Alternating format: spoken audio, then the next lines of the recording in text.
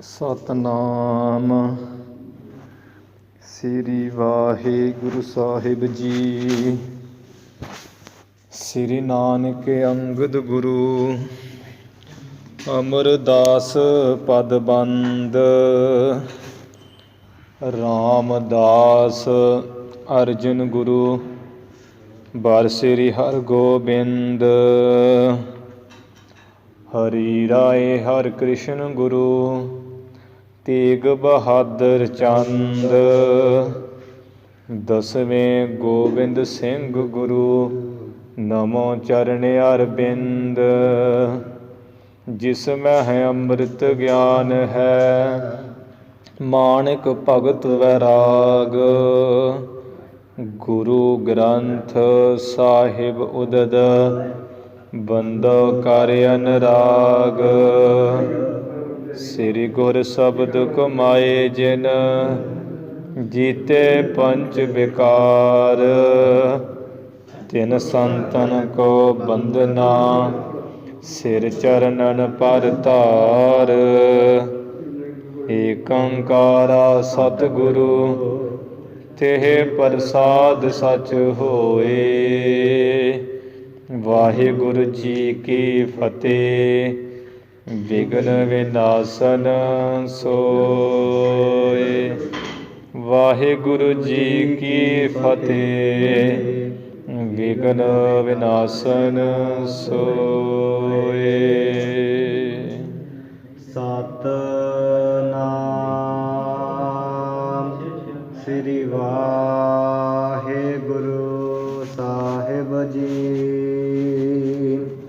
ਚੌਪਈ ਆਸ ਕਹਿ ਗ੍ਰਾਮ ਸਾਮੋਹੇ ਗਮਨੰ। ਮਨ ਮੈਂ ਗੁਣੀ ਗੁਰੂ ਗੁਣ ਪਵਨੰ। ਸੇਵਕ ਹਮਰਾ ਆਵਤ ਸੋਈ। ਮੋਹਿ ਰਾਜ ਕਾ ਧਨੀ ਜੋ ਹੋਈ। ਆਸ ਕਹਿ ਗ੍ਰਾਮ ਸਾਮੋਹੇ ਗਮਨੰ। ਵਾਹਿਗੁਰੂ ਜੀ ਕਾ ਖਾਲਸਾ ਵਾਹਿਗੁਰੂ ਜੀ ਕੀ ਫਤਿਹ। ਧੰਨ ਧੰਨ ਸਤਿਗੁਰੂ ਸ੍ਰੀ ਗੁਰੂ ਨਾਨਕ ਦੇਵ ਸਾਹਿਬ ਜੀ ਮਹਾਰਾਜ। ਧੰਨ ਧੰਨ ਸ੍ਰੀ ਗੁਰੂ ਗੋਬਿੰਦ ਸਿੰਘ ਸਾਹਿਬ ਜੀ ਮਹਾਰਾਜ।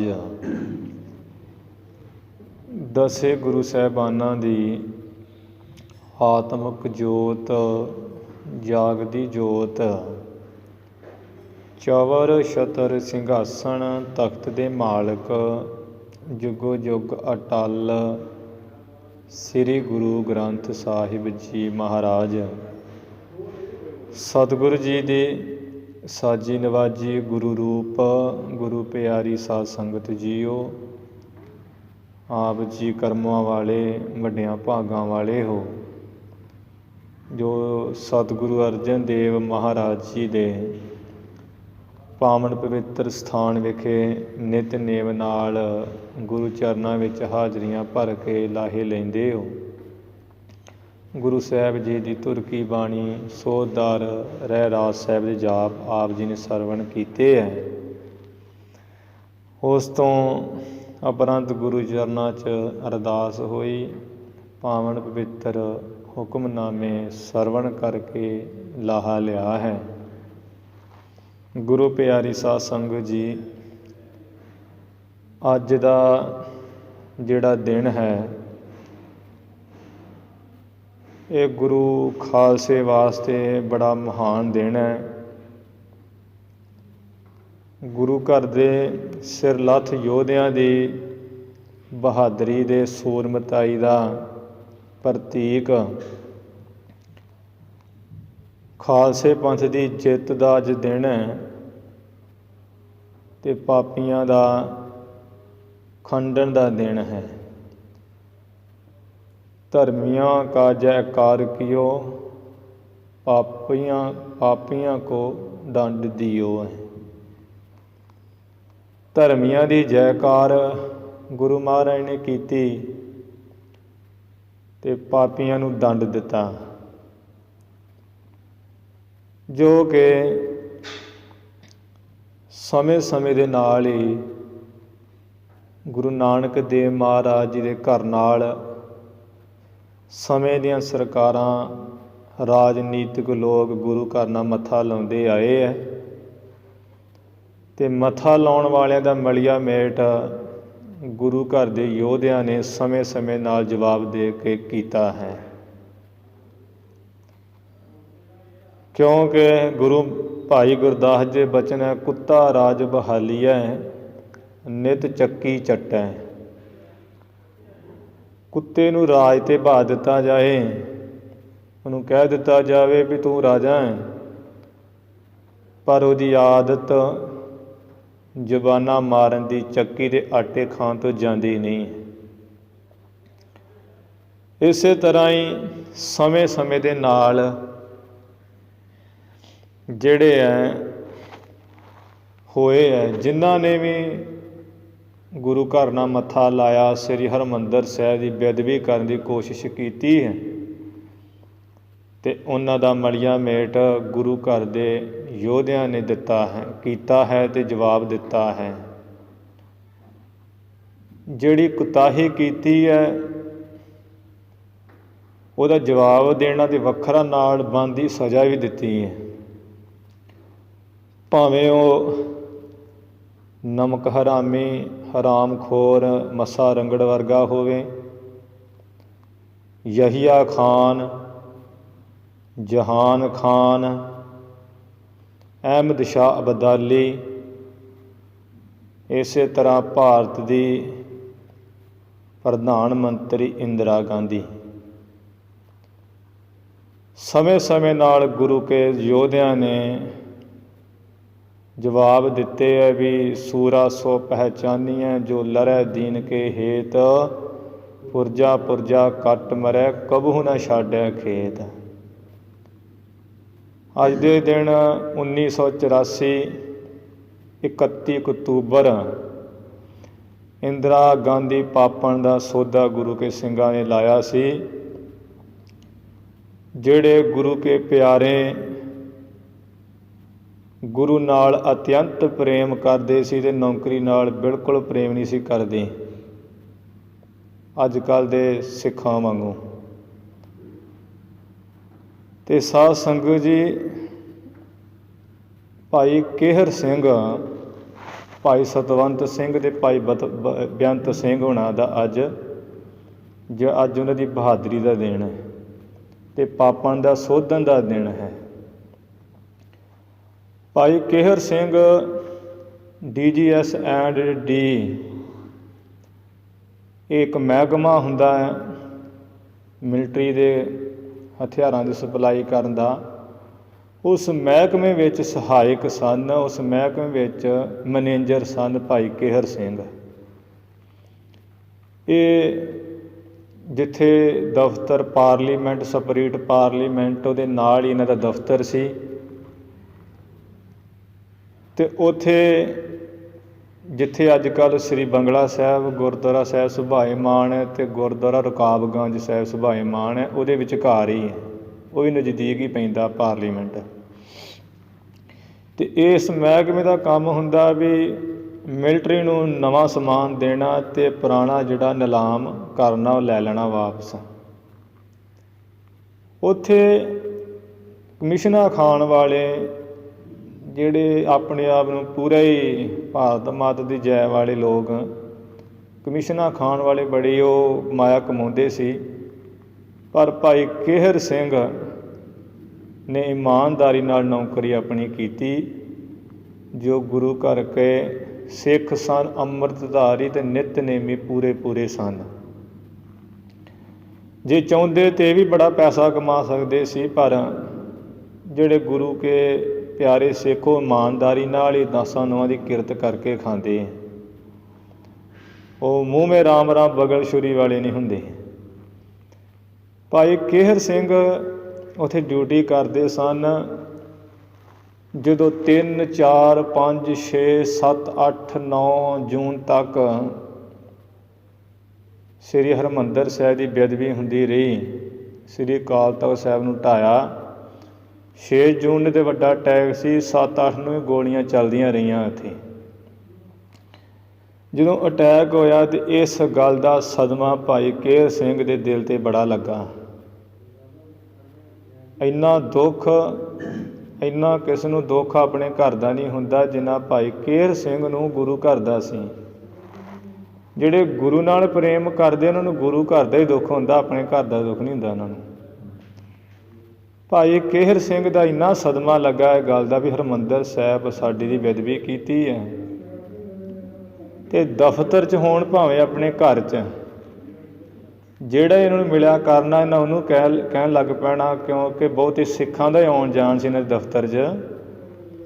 ਜਿਹੜਾ ਮਿਲਣਾ ਉਹਨੂੰ ਕਹਿਣਾ ਭਾਈ ਸਾਡਾ ਹਰਿਮੰਦਰ ਸਾਹਿਬ ਢਾਹ ਦਿੱਤਾ, ਸਾਡਾ ਅਕਾਲ ਤਖ਼ਤ ਸਾਹਿਬ ਢਾਹ ਦਿੱਤਾ, ਬੇਅਦਬੀ ਕੀਤੀ ਹੈ, ਸਾਡੇ ਵੱਡੇ ਛੋਟੇ ਭੈਣ ਭਰਾ ਭਾਈ ਬੰਦ ਮਾਰ ਦਿੱਤੇ ਸਰਕਾਰ ਨੇ, ਸਾਡੀ ਕਾਹਦੀ ਜ਼ਿੰਦਗੀ, ਅਸੀਂ ਇੱਥੇ ਜੀਂਦੇ ਕੀ ਕਰਦੇ ਹਾਂ, ਇਹਨੂੰ ਚੰਗਾ ਦੇ ਮਾਰ ਅਸੀਂ ਮਾਰੀ ਜਾਈਏ, ਇੱਥੇ ਜੀ ਕੇ ਕੀ ਕਰਨਾ, ਤੇਰੀ ਬੇਅਦਬੀ ਹੋਈ ਹੈ ਅਤੇ ਅਸੀਂ ਸਿੰਘ ਘਾਉਂਦੇ ਆਪਣੇ ਆਪ ਨੂੰ। ਜਿਹੜਾ ਮਿਲਣਾ ਉਹਨੂੰ ਹੀ ਮਨ ਭਰ ਕਿਵੇਂ ਕਹਿਣਾ। ਹੁਣ ਉਹ ਦੂਜੇ ਜਿਹੜੇ ਉਹ ਹੌਸਲਾ ਦਿਆ ਕਰਨ ਵੀ ਕੋਈ ਗੱਲ ਨਹੀਂ ਭਾਈ ਕੇਹਰ ਸਿਆਂ, ਚਲੋ ਮਹਾਰਾਜ ਕਰੂਗਾ ਹੀ, ਕੀ ਕੀਤਾ ਜਾਵੇ, ਹੁਣ ਸਰਕਾਰ ਅੱਗੇ ਕਿਹਦਾ ਜ਼ੋਰ ਹੈ, ਜਿਵੇਂ ਅੱਜ ਕੱਲ੍ਹ ਆਪਾਂ ਵੀ ਕਹਿ ਦਿੰਦੇ ਹਾਂ, ਉਹ ਕਹਿ ਦਿਆ ਕਰਨ। ਪਰ ਇਹ ਤਾਂ ਰਾਤ ਦਿਨ ਸੋਚਾਂ 'ਚ ਉਹੀ ਖਿਆਲ। ਇਵੇਂ ਸਾਧ ਸੰਗਤ ਜੀ ਸਮਾਂ ਬੀਤਦਾ ਸੋਚਾਂ ਵਿੱਚ ਡੁੱਬਿਆਂ ਹੀ।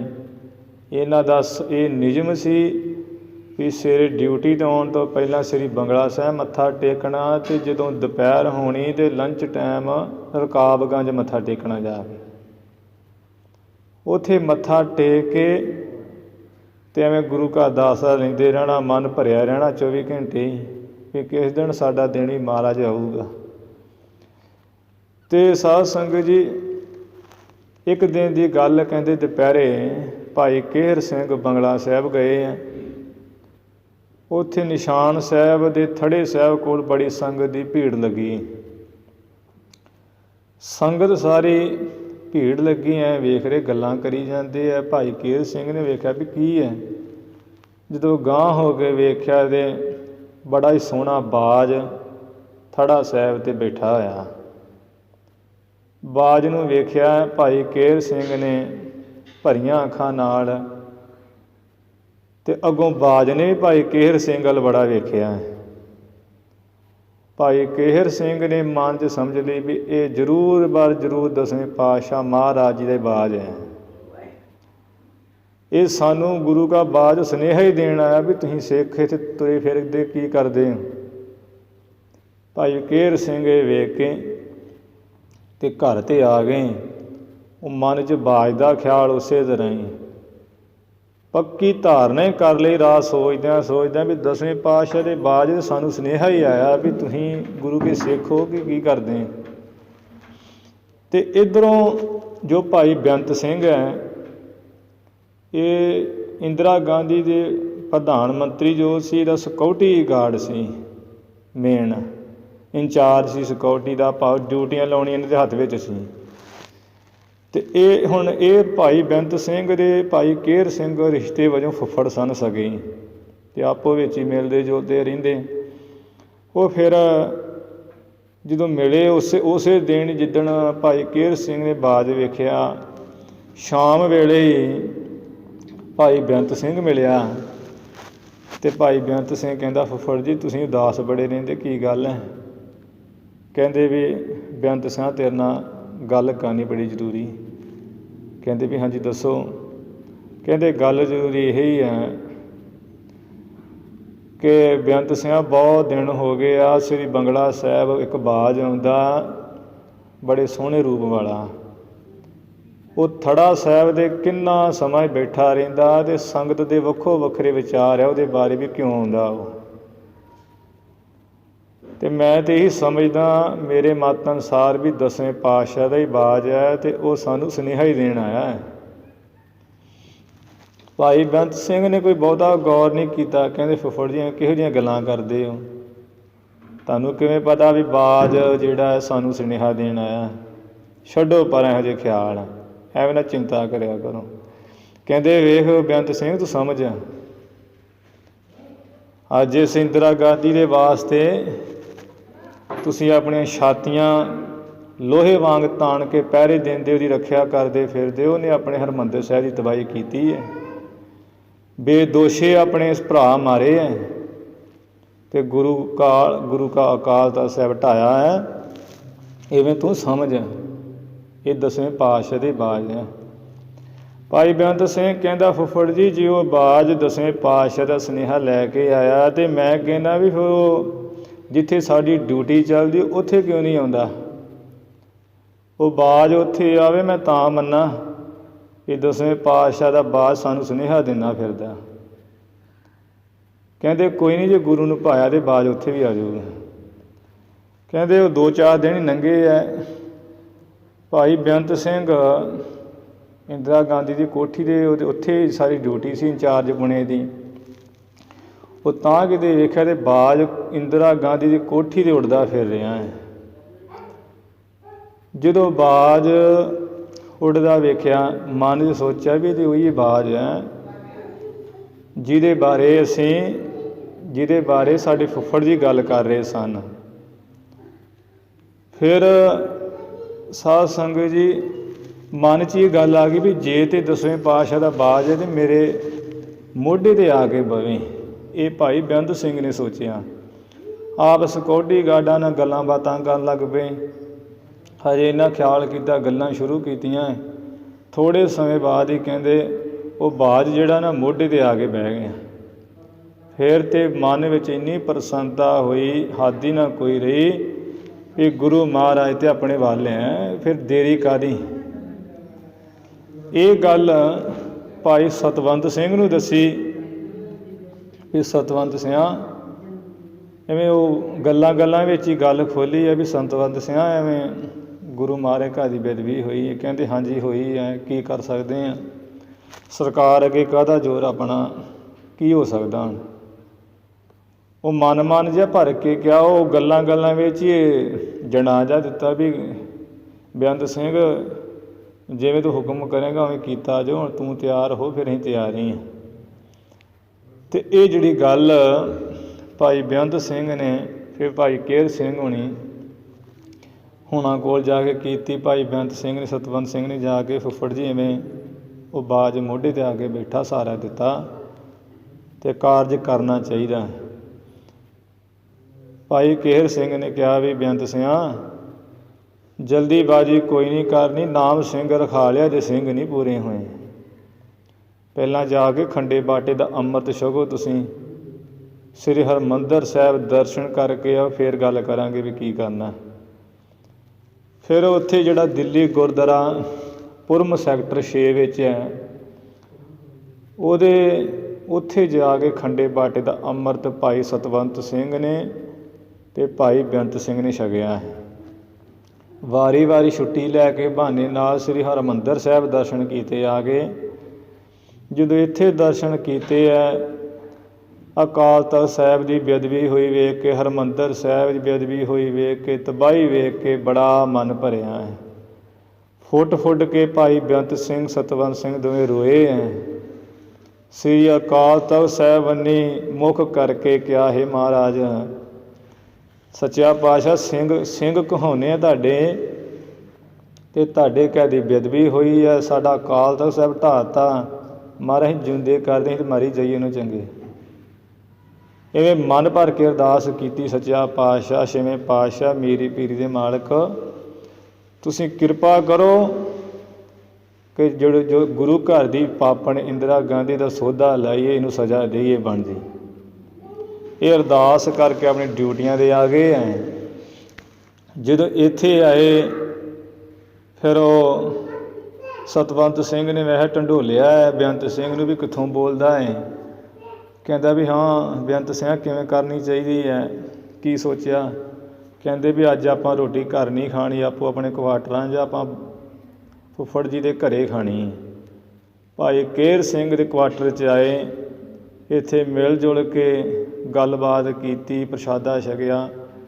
ਉਸ ਵੇਲੇ ਕੇਹਰ ਸਿੰਘ ਨੇ ਕਿਹਾ ਵੀ ਵੇਖ ਬੇਅੰਤ ਸਿੰਘ, ਸਤਵੰਤ ਸਿੰਘ, ਜਿਸ ਪਿਆਰੇ ਸੇ ਨੇਹੋ ਤਿਸ ਆਗੈ ਮਰ ਚੱਲੀਐ। ਜਿਹਦੇ ਨਾਲ ਪਿਆਰ ਹੋਵੇ ਉਹ ਤੋਂ ਪਹਿਲਾਂ ਹੀ ਮਰ ਜਾਣਾ ਚਾਹੀਦਾ, ਬਾਅਦ 'ਚ ਮਰੇ ਦਾ ਕੋਈ ਫਾਇਦਾ ਨਹੀਂ। ਸਾਡੇ ਗੁਰੂ ਨੇ ਸਾਡੇ ਵਾਸਤੇ ਸਰਬੰਸ ਵਾਰਿਆ ਹੈ। ਅਸੀਂ ਅੱਜ ਜੇ ਗੁਰੂ ਵਾਸਤੇ ਸੀਸ ਨਹੀਂ ਦਿੰਦੇ ਤਾਂ ਅਸੀਂ ਕਾਹਦੇ ਸਿੰਘ ਹਾਂ। ਇਹ ਜੇ ਤੁਸੀਂ ਸ਼ਹੀਦੀ ਦੇ ਦਿਓ ਗੁਰੂ ਦੇ ਨਿਮਿੱਤ ਤੇ ਭਲਾ ਹੀ ਭਲਾ ਸਦਾ, ਕਿਉਂਕਿ ਜਿਹੜਾ ਸ਼ਹੀਦ ਹੈ ਉਹਦੇ ਸਾਧ ਸੰਗਤ ਜੀ ਹਮੇਸ਼ਾ ਹੀ ਜਿਹੜੇ ਦੋਵੇਂ ਹੱਥਾਂ 'ਚ ਲੱਡੂ ਹੈ, ਜੇ ਉਹ ਸ਼ਹੀਦ ਹੁੰਦਾ ਤਾਂ ਉਹਨੂੰ ਰਾਜ ਭਾਗ ਪ੍ਰਾਪਤ ਹੁੰਦਾ, ਗੁਰੂ ਦੀ ਖੁਸ਼ੀ ਹੁੰਦੀ ਹੈ। ਜੇ ਉਹ ਜਿੰਦਾ ਰਹਿੰਦਾ, ਜੇ ਉਹ ਜਿੱਤ ਜਾਂਦਾ ਰਾਜ ਭਾਗ ਪ੍ਰਾਪਤ, ਜੇ ਸ਼ਹੀਦੀ ਪਾਉਂਦਾ ਤਾਂ ਉਹ ਜਿੰਦੇ ਮਰਦੇ ਮੁਕਤ, ਉਸੇ ਵੇਲੇ ਮੁਕਤ ਹੋ ਜਾਂਦਾ, ਉਹਨੂੰ ਤਪ ਕਰਨ ਦੀ ਜ਼ਰੂਰਤ ਨਹੀਂ ਸ਼ਹੀਦ ਨੂੰ। ਤਾਂ ਹੀ ਤਾਂ ਕਹਿੰਦੇ ਸਨ ਸਿੰਘਾਂ ਨੂੰ, ਕਹਿੰਦੇ ਆਂਦੇ ਬਾਬਾ ਜੀ ਤੁਸੀਂ ਨਾ ਜੰਗ ਨਾ ਕਰਿਆ ਕਰੋ, ਕਿਉਂ ਤੁਸੀਂ ਲਫੜੇ ਕਰਦੇ ਹੋ। ਕਹਿੰਦੇ ਭਾਈ ਯਾਦ ਗੋਦ ਸਿੰਘਨ ਕੀ ਦੰਗਾ, ਦੰਗਾ ਹੀਨ ਗੁਰ ਤੇ ਮੰਗਾ। ਸਿੰਘਾਂ ਦੀ ਤਾਂ ਯਾਦ ਹੀ ਦੰਗਾ ਹੈ, ਅਤੇ ਗੁਰੂ ਕਾ ਸਿੰਘ ਕਿਹੜਾ ਹੈ ਜਿਹੜਾ ਸ਼ਹੀਦੀ ਦੇਵੇ। ਜੇ ਦੰਗਾ ਨਹੀਂ ਕਰਾਂਗੇ ਤਾਂ ਸ਼ਹੀਦੀ ਕਿਵੇਂ ਹੋਊਗੀ, ਸ਼ਹੀਦੀ ਨਹੀਂ ਹੋਊਗੀ ਮੁਕਤ ਕਿਵੇਂ ਹੋਵਾਂਗੇ। ਇਵੇਂ ਉਹ ਸਿੰਘ ਕਹਿੰਦੇ ਹੁੰਦੇ ਸਨ 18ਵੀਂ ਸਦੀ ਵਿੱਚ। ਅਤੇ ਸਾਧ ਸੰਗਤ ਜੀ ਫਿਰ ਇਹ ਸਲਾਹ ਕੀਤੀ ਅਤੇ ਸਿਕਿਉਰਿਟੀ ਗਾਰਡ ਦੀ ਜਿਹੜੀ ਇੰਚਾਰਜ ਪਾਉਣਾ ਭਾਈ ਬੇਅੰਤ ਸਿੰਘ ਕੋਲ ਸੀ, ਇਹਦੇ ਹੱਥ ਵਿੱਚ ਸੀ ਸਾਰਾ ਵੀ ਕਿਹਦੀ ਡਿਊਟੀ ਕਦੋਂ ਲੱਗਣੀ ਹੈ, ਕਿੱਥੇ ਲਾਉਣੀ ਹੈ। ਅਤੇ ਜਿਹੜਾ ਵੀ ਕੋਈ ਇੰਦਰਾ ਗਾਂਧੀ ਦਾ ਪ੍ਰੋਗਰਾਮ ਹੁੰਦਾ ਇਹ ਭਾਈ ਬੇਅੰਤ ਸਿੰਘ ਨੂੰ ਸਾਰਾ ਹੀ ਪਤਾ ਹੁੰਦਾ। ਭਾਈ ਬੇਅੰਤ ਸਿੰਘ ਨੇ ਇਹਨੂੰ ਪਤਾ ਲੱਗਾ ਵੀ ਵਿਦੇਸ਼ੀ ਪੱਤਰਕਾਰ ਨਾਲ 31 ਅਕਤੂਬਰ ਨੂੰ ਇਹਦੀ ਮੀਟਿੰਗ ਹੈ ਇੰਦਰਾ ਗਾਂਧੀ ਦੀ। ਇਹ ਸਮਾਂ ਜਾਣ ਕੇ ਭਾਈ ਸਤਵੰਤ ਸਿੰਘ ਦੀ ਡਿਊਟੀ ਲਾ ਦਿੱਤੀ ਵੀ ਉਸ ਦਿਨ ਤੂੰ ਵੀ ਇੱਥੇ ਰਹਿਣਾ। ਆਪ ਤਾਂ ਉੱਥੇ ਰਹਿੰਦੇ ਸੀ, ਪੂਰਾ ਹੀ ਪਲੈਨਿੰਗ ਕਰ ਲਈ। ਉਹ ਜਦੋਂ 31 ਅਕਤੂਬਰ ਦਾ ਦਿਨ, ਅੱਜ ਦਾ ਦਿਨ ਆਇਆ, ਇੰਦਰਾ ਗਾਂਧੀ ਨੇ ਆਪਣੀ ਜੈਕਟ ਨਹੀਂ ਸੀ ਪਾਈ, ਜਿਹੜੀ ਉਹ ਬੁਲਟ ਪ੍ਰੂਫ ਜਿਹਨੂੰ ਕਹਿੰਦੇ ਹੈ, ਅਤੇ ਆਪਣੀ ਕੋਠੀ ਵਿੱਚੋਂ ਜਦੋਂ ਤਿਆਰ ਹੋ ਕੇ ਆਪਣੇ ਮਹਿਮਾਨਾਂ ਨੂੰ ਬਣ ਠਣ ਕੇ ਮਿਲਣ ਵਾਸਤੇ ਬਾਹਰ ਆ ਰਹੀ ਹੈ। ਉਹ ਜਿਹੜੇ ਗਾਰਡ ਹੁੰਦੇ ਆ ਨਾਲ, ਬਹੁਤੇ ਅੱਖ ਝਮਕਦੇ ਨਹੀਂ ਜਿਹੜੇ ਕਿੰਨਾ ਸਮਾਂ। ਉਹਨਾਂ ਨੇ ਸੁਚੇਤ ਕੀਤਾ ਵੀ ਸੁਚੇਤ ਹੋ ਜਾਓ, ਪ੍ਰਧਾਨ ਮੰਤਰੀ ਬਾਹਰ ਆ ਰਹੀ ਕੋਠੀ ਤੋਂ। ਭਾਈ ਬੇਅੰਤ ਸਿੰਘ ਉਹਨਾਂ ਨੇ ਉਸੇ ਵੇਲੇ ਸਾਵਧਾਨ ਹੋ ਗਏ, ਸਤਵੰਤ ਸਿੰਘ ਨੂੰ ਇਸ਼ਾਰਾ ਕਰ ਦਿੱਤਾ ਵੀ ਹੁਣ ਤੂੰ ਤਿਆਰ ਨਹੀਂ, ਸਮਾਂ ਨਹੀਂ ਲਾਉਣਾ ਕੋਈ ਵੀ। ਜਿੱਥੋਂ ਕੋਠੀ 'ਚੋਂ ਬਾਹਰ ਨਿਕਲਣਾ ਉੱਥੇ ਭਾਈ ਬੇਅੰਤ ਸਿੰਘ ਨਾਲ ਹੀ ਖੜ੍ਹਾ ਦਰਵਾਜ਼ੇ ਨੇ, ਅਤੇ ਜਿੱਥੋਂ ਥੋੜ੍ਹੇ ਕਦਮਾਂ 'ਤੇ ਭਾਈ ਸਤਵੰਤ ਸਿੰਘ ਖੜ੍ਹਾ ਸੀ। ਇਹ ਜਦੋਂ ਇੰਦਰਾ ਗਾਂਧੀ ਆਈ ਹੈ ਵੀ ਚਲੋ ਕੋਠੀ ਵਿੱਚ ਹੀ ਹੈ, ਇੱਥੇ ਕਾਹਦਾ ਖਤਰਾ, ਉਸੇ ਵੇਲੇ ਜਕਾਰਾ ਛੱਡਦਿਆਂ ਹੋਇਆਂ ਭਾਈ ਬੇਅੰਤ ਸਿੰਘ ਨੇ ਗੋਲੀ ਚਲਾਈ, ਨਾਲ ਸਤਵੰਤ ਸਿੰਘ ਚਲਾ ਦਿੱਤੀ ਹੈ। ਇਹਨੂੰ ਛਾਨਣੀ ਵਾਂਗ ਭੁੰਨ ਕੇ ਰੱਖ ਦਿੱਤਾ ਇੰਦਰਾ ਗਾਂਧੀ ਨੂੰ। ਇੰਦਰਾ ਗਾਂਧੀ ਦਾ ਸਾਧ ਸੰਗਤ ਜੀ ਐਵੇਂ ਭਾਈ ਬੇਅੰਤ ਸਤਵੰਤ ਸਿੰਘ ਉਹਨਾਂ ਨੇ ਭੋਗ ਪਾਇਆ ਅੱਜ ਦੇ ਦਿਨ। ਅਤੇ ਗੁਰੂ ਕੇ ਸਿੰਘ ਮਹਾਰਾਜ ਦੇ ਬਚਨ ਹੈ ਕਿ ਜਿਹੜਾ ਭਾਈ ਆਪਣੇ ਗੁਰੂ ਨਾਲ ਪ੍ਰੇਮ ਕਰਦਾ ਗੁਰੂ ਵਾਸਤੇ ਮਰ ਜਾਏ, ਕਦੀ ਸੋਚੇ ਨਾ। ਅਤੇ ਇਹ ਜਦੋਂ ਗੋਲੀਆਂ ਚਲਾਈਆਂ, ਜਿਹੜੇ ਨਾਲ ਦੇ ਸਨ ਗਾਰਡ, ਉਹ ਤਾਂ ਉਸੇ ਵੇਲੇ ਭੱਜਣ ਲੱਗੇ ਛਾਲਾਂ ਮਾਰ ਕੇ। ਭਾਈ ਬੇਅੰਤ ਸਿੰਘ ਉਹਨਾਂ ਨੇ ਕਿਹਾ ਵੀ ਤੁਸੀਂ ਭੱਜੋ ਨਾ, ਇੱਦਾਂ ਹੀ ਭੋਗ ਪਾਉਣਾ ਸੀ, ਹੁਣ ਤੁਸੀਂ ਕਿਸੇ ਪਾਸੇ ਨਾ ਜਾਓ, ਅਸੀਂ ਤੁਹਾਨੂੰ ਕੁਝ ਨਹੀਂ ਕਹਿਣਾ, ਜਿਹਦਾ ਸਮਾਂ ਸੀ ਉਹਦਾ ਕੰਮ ਨਿਬੇੜਤਾ। ਇਹ ਸਿਕਿਉਰਿਟੀ ਗਾਰਡ ਕਿੰਨਾ ਸਮਾਂ ਕਹਿੰਦੇ ਨੇੜੇ ਨਹੀਂ ਆਏ ਕੋਈ, ਅਤੇ ਇਹਨਾਂ ਨੇ ਜਿਹੜੇ ਕੋਈ 2 ਕੁ ਜਾਣੇ ਗਾਂਹ ਆਏ ਉਹਨਾਂ ਨੂੰ ਆਪਣੇ ਹਵਾਲੇ ਕਰ ਦਿੱਤਾ ਭਾਈ ਸਤਵੰਤ ਬੇਅੰਤ ਸਿੰਘ ਨੇ। ਜਦੋਂ ਕਿ ਹਵਾਲੇ ਕਰ ਦਿੱਤਾ, ਕੋਈ ਗੋਲੀ ਮਾਰਨ ਦਾ ਕੰਮ ਨਹੀਂ। ਜਦੋਂ ਕੋਈ ਮੁਜਰਮ ਆਪਣੇ ਆਪ ਨੂੰ ਹਵਾਲੇ ਕਰ ਦੇਵੇ, ਫਿਰ ਵੀ ਗਾਰਡਾਂ ਨੇ ਗੋਲੀ ਚਲਾ ਕੇ ਅਤੇ ਭਾਈ ਬੇਅੰਤ ਸਿੰਘ ਨੂੰ ਉੱਥੇ ਸ਼ਹੀਦ ਕਰ ਦਿੱਤਾ। ਕਿਉਂ ਕੀਤਾ? ਕਿਉਂਕਿ ਗੁਰੂ ਦਾ ਸਿੱਖ ਸੀ, ਉਹਨੂੰ ਸ਼ਹੀਦ ਕਰ ਦਿੱਤਾ। ਜਦੋਂ ਸ਼ਹੀਦ ਹੋ ਗਿਆ ਭਾਈ ਬੇਅੰਤ ਸਿੰਘ, ਸਤਵੰਤ ਸਿੰਘ ਨੇ ਵੀ ਹਵਾਲੇ ਕੀਤਾ, ਗੋਲੀਆਂ ਇਹਦੇ ਵੀ ਮਾਰਤੀਆਂ। ਇੰਦਰਾ ਗਾਂਧੀ ਨੂੰ ਉਸੇ ਵੇਲੇ ਐਂਬੂਲੈਂਸ 'ਚ ਪਾ ਕੇ ਹਸਪਤਾਲ ਪਹੁੰਚਾਇਆ। ਭਾਈ ਸਤਵੰਤ ਸਿੰਘ ਨੂੰ ਹਸਪਤਾਲ 'ਚ ਪਹੁੰਚਾਇਆ ਵੀ ਇਹਦੀ ਪੁੱਛਗਿੱਛ ਕਰਨੀ ਹੈ। ਅਖੀਰੀ ਜਿਹੜਾ ਸਾਧ ਸੰਗਤ ਜੀ ਇੰਦਰਾ ਗਾਂਧੀ 'ਤੇ ਰਹੀ ਕੋਈ ਨਹੀਂ ਹੈ, ਉਹਦਾ ਤੇ ਗੁਰੂ ਕੇ ਸਿੰਘਾਂ ਨੇ ਖਾਤਮਾ ਕਰ ਦਿੱਤਾ। ਭਾਈ ਸਤਵੰਤ ਸਿੰਘ ਨੂੰ ਠੀਕ ਕਰਵਾ ਕੇ ਤੇ ਤਿਹਾੜ ਜੇਲ੍ਹ 'ਚ ਬੰਦ ਕੀਤਾ ਘੱਟੋ ਘੱਟ 4-5 ਸਾਲ। ਅਖੀਰੀ 6 ਜਨਵਰੀ 1999 4-5 ਸਾਲ ਬਾਅਦ ਭਾਈ ਸਤਵੰਤ ਸਿੰਘ ਨੂੰ ਅਤੇ ਭਾਈ ਕਿਹਰ ਸਿੰਘ ਜੋ ਭਾਈ ਬੇਅੰਤ ਸਿੰਘ ਦੇ ਫੁੱਫੜ ਜੀ ਸਨ, ਅਨੇਕਾਂ ਤਸੀਹੇ ਦੇ ਕੇ ਸ਼ਹੀਦ ਕੀਤਾ। ਇਹ ਗੁਰੂ ਦੇ ਵਾਸਤੇ ਗੁਰੂ ਪਿਆਰੇ ਨੇ ਸ਼ਹੀਦੀ ਦਿੱਤੀ ਹੈ। ਪਰਉਪਕਾਰੀ ਗੁਰੂ ਪਿਆਰੇ, ਜਨਮ ਮਰਨ ਦੋਹੂੰ ਮੈਂ ਨਾਹੀਂ, ਜਨ ਪਰਉਪਕਾਰੀ ਆਏ, ਜੀ ਦਾਂ ਦੇ ਭਗਤੀ ਲਾਇਨ ਹਰਸੋਂ ਲੈਣ ਮਲਾਏ। ਉਹ ਰੱਬ ਦੇ ਪਿਆਰੇ ਮੁਕਤ ਹੈ। ਅੱਜ ਇੰਦਰਾ ਗਾਂਧੀ ਦੇ ਪਰਿਵਾਰ ਸਾਰਾ ਸ਼ਰਮਸ਼ਾਰ ਹੁੰਦਾ ਹੀ ਹੈ, ਪਰ ਜਿਹੜੇ ਗੁਰੂ ਕੇ ਸਿੰਘ ਉਹਨਾਂ ਦੀ ਬਰਸੀਆਂ ਮਨਾਉਂਦੇ ਥਾਂ ਥਾਂ 'ਤੇ ਸਮੇਂ ਸਮੇਂ ਨਾਲ, ਜੋ ਗੁਰੂ ਘਰ ਨਾਲ ਜੁੜੇ ਹੋਏ ਹੈ। ਇਵੇਂ ਸਾਧ ਸੰਗਤ ਜੀ ਸਮੇਂ ਦੇ ਵਿੱਚ ਜਿਨ੍ਹਾਂ ਨੇ ਗੁਰੂ ਘਰ ਨਾਲ ਮੱਥਾ ਲਾਇਆ ਹੈ, ਗੁਰੂ ਕੇ ਸਿੰਘਾਂ ਨੇ ਸਿਰ ਲੱਥ ਯੋਧਿਆਂ ਨੇ ਨਾ ਆਪਣੇ ਸਰੀਰਾਂ ਦੀ ਪਰਵਾਹ ਕਰਦੇ ਹੋਏ ਬਦਲੇ ਲਏ ਹੈ। ਇਹੋ ਜਿਹੀਆਂ ਵਿਚਾਰਾਂ ਨੂੰ, ਇਹੋ ਜਿਹੀਆਂ ਗੱਲਾਂ ਨੂੰ ਬੋਲਣ ਤੋਂ ਬੜੇ ਬੜੇ ਪ੍ਰਚਾਰਕ ਸੰਕੋਚ ਕਰਦੇ ਵੀ ਕਿਤੇ ਸਾਡੇ 'ਤੇ ਨਾ ਕੋਈ ਭੜਥੂ ਪੈ ਜਾਏ। ਪਰ ਸਾਧ ਸੰਗਤ ਜੀ ਜਿਨ੍ਹਾਂ ਨੇ ਆਪਣੀਆਂ ਕੁਰਬਾਨੀਆਂ ਦੇ ਕੇ ਆਪਣੀ ਜਾਨਾਂ ਲੇਖੇ ਲਾ ਦਿੱਤੀਆਂ ਹੈ, ਅਸੀਂ ਤਾਂ ਬੋਲਣੋਂ ਵੀ ਹੁਣ ਰਹਿ ਗਏ ਹਾਂ। ਅਸੀਂ ਤਾਂ ਜਾਨਾਂ ਲੁਕਾਉਂਦੇ ਫਿਰਦੇ ਹਾਂ। ਜਿਹੜਾ ਕੋਈ ਆਵਾਜ਼ ਉਠਾਉਣ ਦੀ ਕੋਸ਼ਿਸ਼ ਕਰਦਾ ਉਹਦੇ 'ਤੇ ਪਿੰਡ ਖਿਲਾਫ ਹੋ ਕੇ ਕਹਿੰਦੇ ਫੋਨ ਖੜਕਾ ਦੇ ਇੱਧਰੋਂ ਵਿੱਚੋਂ ਵਿੱਚ ਹੀ, ਇਹਨੂੰ ਪਹੁੰਚਾਓ ਉੱਥੇ ਹੀ, ਇਹਨੂੰ ਵੀ ਪਤਾ ਲੱਗੇ, ਇਹਨੂੰ ਪਤਾ ਲੱਗੇ ਵੀ ਕੀ ਹੈ ਪ੍ਰਸ਼ਾਸਨ। ਇਵੇਂ ਸਾਧ ਸੰਗਤ ਜੀ ਗੁਰੂ ਵਾਸਤੇ ਗੁਰੂ ਦਾ ਖਾਲਸਾ ਸਦਾ ਹੀ ਮਰਿਆ ਹੈ। ਜਿਨ੍ਹਾਂ ਦੇ ਕਿਰਪਾ ਉਹ ਗੁਰੂ ਵਾਸਤੇ ਮਰਦੇ ਹੈ। ਜਿਹੜੇ ਸਾਡੇ ਵਰਗੇ ਵਿਚਾਰੇ ਆਪਣੇ ਹੀ ਸਵਾਰਨ 'ਤੇ ਲੱਗੇ ਹੋਏ, ਉਹਨਾਂ ਕੀ ਮਾਨਣਾ। ਚੱਲਣ ਸਾਰ ਨਾ ਜਾਣੇ, ਕਾਜ ਸਵਾਰਨ ਹਾਰ। ਗੁਰੂ ਅੰਗਦ ਦੇਵ ਸਾਹਿਬ ਜੀ ਕਹਿੰਦੇ ਜਿਹੜੇ ਚੱਲਣਾ ਨਹੀਂ ਨਾ, ਜਿਹੜੇ ਭੁੱਲੇ ਹੋਏ ਵੀ ਇੱਥੋਂ ਜਾਣਾ ਨਹੀਂ ਮਰ ਕੇ, ਉਹ ਤਾਂ ਕੰਮ ਸਵਾਰ 'ਤੇ ਲੱਗੇ ਸਵੇਰ ਤੋਂ ਲੱਗਦੇ ਸ਼ਾਮਾਂ ਤੱਕ। ਉਹਨਾਂ ਨੂੰ ਕਥਾ ਵੀ ਇਹੋ ਪਿਆਰੀ ਹੈ ਜੀ, ਕਮਾਓ ਕਮਾਓ ਕਮਾਓ ਕਮਾਓ। ਕਹਿੰਦੇ ਇਹ ਬੜੀ ਕਥਾ ਕੀਤੀ ਅੱਜ। ਅਤੇ ਜੇ ਕਥਾ ਕਰੋ ਤਿਆਗ ਦੀ, ਤਾਂ ਨਾਲੇ ਮਾਰੀ ਜਾਂਦੇ। ਨਾ ਕੋਈ ਵਾਹਿਗੁਰੂ ਮੂੰਹ ਨਿਕਲਦਾ, ਨਾ ਕਿਤੇ ਗੁਰਬਾਣੀ ਮੂੰਹ ਨਿਕਲਦੀ। ਫਿਰ ਤੇ ਕਿਤੇ ਮਨ ਛੁੱਟ ਜਾਂਦੇ ਹੈ। ਕਮਾਈਆਂ ਦੇ ਗੁਰੂ ਕੇ ਸਿੰਘ ਭਾਈ ਸਤਵੰਤ ਬੇਅੰਤ ਹੋਣੀ ਵੀ ਕਰਦੇ ਹੀ ਸਨ। ਉਹਨਾਂ ਦੇ ਟੱਬਰ ਟੀਰ ਪਰਿਵਾਰ ਹੈਗੇ ਸੀ ਭਾਈ ਕਿਹਰ ਸਿੰਘ ਹੋਣਾ ਦੇ। ਪਰ ਜਿਨ੍ਹਾਂ ਨੇ ਗੁਰੂ ਨੂੰ ਅਰਪਣ ਕਰ ਦਿੱਤਾ ਆਪਣਾ ਸਭ ਕੁਝ, ਉਹ ਤਾਂ ਗੁਰੂ ਵਾਸਤੇ ਆਪਣੇ ਸਰੀਰ ਛੱਡਦੇ ਆ। ਗੁਰੂ ਮਾਰੇ ਕਿਰਪਾ ਕਰਨ, ਸਾਨੂੰ ਅਕਲ ਬੁੱਧ ਕਿਤੇ ਆ ਜਾਵੇ ਕਿਤੇ ਪੰਥ ਦੀ ਖਾਤਰ। ਅਸੀਂ ਵੀ ਕਿਤੇ ਸਾਧ ਸੰਗਤ ਜੀ ਜਿਹੜੇ ਗੁਰੂ ਕੇ ਨਿਮਿੱਤ ਆਪਣੇ ਸਰੀਰਾਂ ਨੂੰ ਛੱਡੀਏ, ਤਿਆਗੀਏ, ਆਪਣੇ ਵਾਸਤੇ ਕਿਤੇ ਮਰ ਜਾਈਏ। ਨਾ ਜਨਮ ਸਵਾਰਿਆ ਜਾਣਾ ਅਤੇ ਨਾ ਕਦੇ ਜਨਮੇ ਮਿਲਣਾ ਹੀ ਹੈ। ਮਾਰੇ ਕਿਰਪਾ ਕਰਨ। ਐਸੇ ਗੁਰੂ ਕੇ ਸਿੰਘ ਭਾਈ ਬੇਅੰਤ ਸਿੰਘ ਦੀ ਅੱਜ ਸ਼ਹੀਦੀ ਹੋਈ। ਇਹਨਾਂ ਨੂੰ ਕੋਟ ਕੋਟ ਪ੍ਰਣਾਮ। ਧਰਮੀਆਂ ਕਾ ਜੈਕਾਰ ਕੀਓ, ਪਾਪੀਆਂ ਕੋ ਦੰਡ ਦਿਓ ਰੇ। ਪਾਪੀਆਂ ਨੂੰ ਰੱਬ ਨੇ ਦੰਡ ਦਿੱਤਾ ਹੈ, ਗੁਰੂ ਘਰ ਦੇ ਨਿੰਦਕਾਂ ਨੂੰ ਦੰਡ ਦਿੱਤਾ। ਮੱਸਾ ਰੰਗੜ ਜਿੱਦਣ ਸ੍ਰੀ ਹਰਿਮੰਦਰ ਸਾਹਿਬ ਦੇ ਅੰਦਰ ਕੰਜਰੀ ਨਚਾਉਂਦਾ ਸੀ, ਉਹਨੂੰ ਭੁਲੇਖਾ ਸੀ ਵੀ ਮੈਨੂੰ ਕੋਈ ਨਹੀਂ ਹੱਥ ਪਾ ਸਕਦਾ। ਪਰ ਗੁਰੂ ਕੇ ਸਿੰਘ ਦੋ ਹੀ ਗਏ ਆ ਉੱਥੇ, ਦੇ ਹੇੜਾਂ ਦੀਆਂ ਹੇੜਾਂ ਨਾਲ ਮਦਦ ਕਰਨ ਵਾਲੀਆਂ। ਕੱਦੂ ਵਾਂਗੂ ਉਹਦਾ ਸਿਰ ਲਾ ਕੇ ਨੇਜੇ 'ਤੇ ਟਾਂਕੇ ਲਿਆਂਦਾ ਹੈ, ਅਤੇ ਅਸੀਂ ਤਾਂ ਉਹਨਾਂ ਦੇ ਦੇਣ ਹੀ ਨਹੀਂ ਦੇ ਸਕਦੇ। ਇਹੋ ਜਿਹੇ ਗੁਰੂ ਕੇ ਸਿੰਘਾਂ ਦੇ ਦੇਣ 'ਤੇ ਕੀ ਦੇਣਾ, ਅਸੀਂ ਬੋਲਣੋਂ ਰਹਿ ਗਏ ਹਾਂ, ਅਸੀਂ ਤਾਂ ਕਹਿਣੋਂ ਰਹਿ ਗਏ ਹਾਂ। ਚੁੱਕ ਚਕਈਆ ਕਰਕੇ ਮੂੰਹ ਮੇ ਰਾਮ ਰਾਮ ਬਗਲ ਮੇ ਛੁਰੀ, ਉੱਧਰੋਂ ਦੀ ਫੋਨ ਖੜਕਾਉਂਦੇ ਆ, ਸਾਨੂੰ ਜੀ ਭਿੰਡਰਾਂ ਵਾਲੇ ਨੇ ਕੀ ਦੇਣਾ, ਸਾਨੂੰ ਜੀ ਫਲਾਣੇ ਨੇ ਕੀ ਦੇਣਾ, ਸਾਨੂੰ ਦਗਾਣੇ ਨੇ ਕੀ ਦੇਣਾ, ਵੀ ਤੁਸੀਂ ਕੀ ਦਿੱਤਾ ਪੰਥ ਨੂੰ। ਇਵੇਂ ਸਾਧ ਸੰਗਤ ਜੀ ਇਹ ਗੁਰੂ ਦੇ ਨਿਮਿੱਤ ਮਰਨਾ ਬੜਾ ਔਖਾ। ਇਹਦੇ ਭਗਤ ਮਾਰੇ ਕਹਿੰਦੇ ਐਸੇ ਮਰੋ ਜੇ ਬਹੁਰ ਨਾ ਮਰਨਾ। ਇਹੋ ਜਿਹਾ ਭਾਈ ਮਰ ਜਾਓ ਜਿਹੜਾ ਬਾਰ ਬਾਰ ਨਾ ਮਰਨਾ ਹੋਵੇ। ਉਹ ਤਾਂ ਸਰੀਰ ਛੱਡ ਕੇ ਚਲੇ ਗਏ, ਹੁਣ ਉਹਨਾਂ ਨਹੀਂ ਮਰਨਾ। ਅਤੇ ਅਸੀਂ ਤਾਂ ਨਿੱਤ ਮਰਦੇ ਹਾਂ ਅਤੇ ਮਰਦੇ ਰਹਿਣਾ। ਸਾਡੇ ਜਨਮ ਹੁੰਦੇ ਹੀ ਰਹਿਣੇ ਆ, ਗਤੀ ਸਾਡੀ ਕੋਈ ਹੋਣੀ ਨਹੀਂ।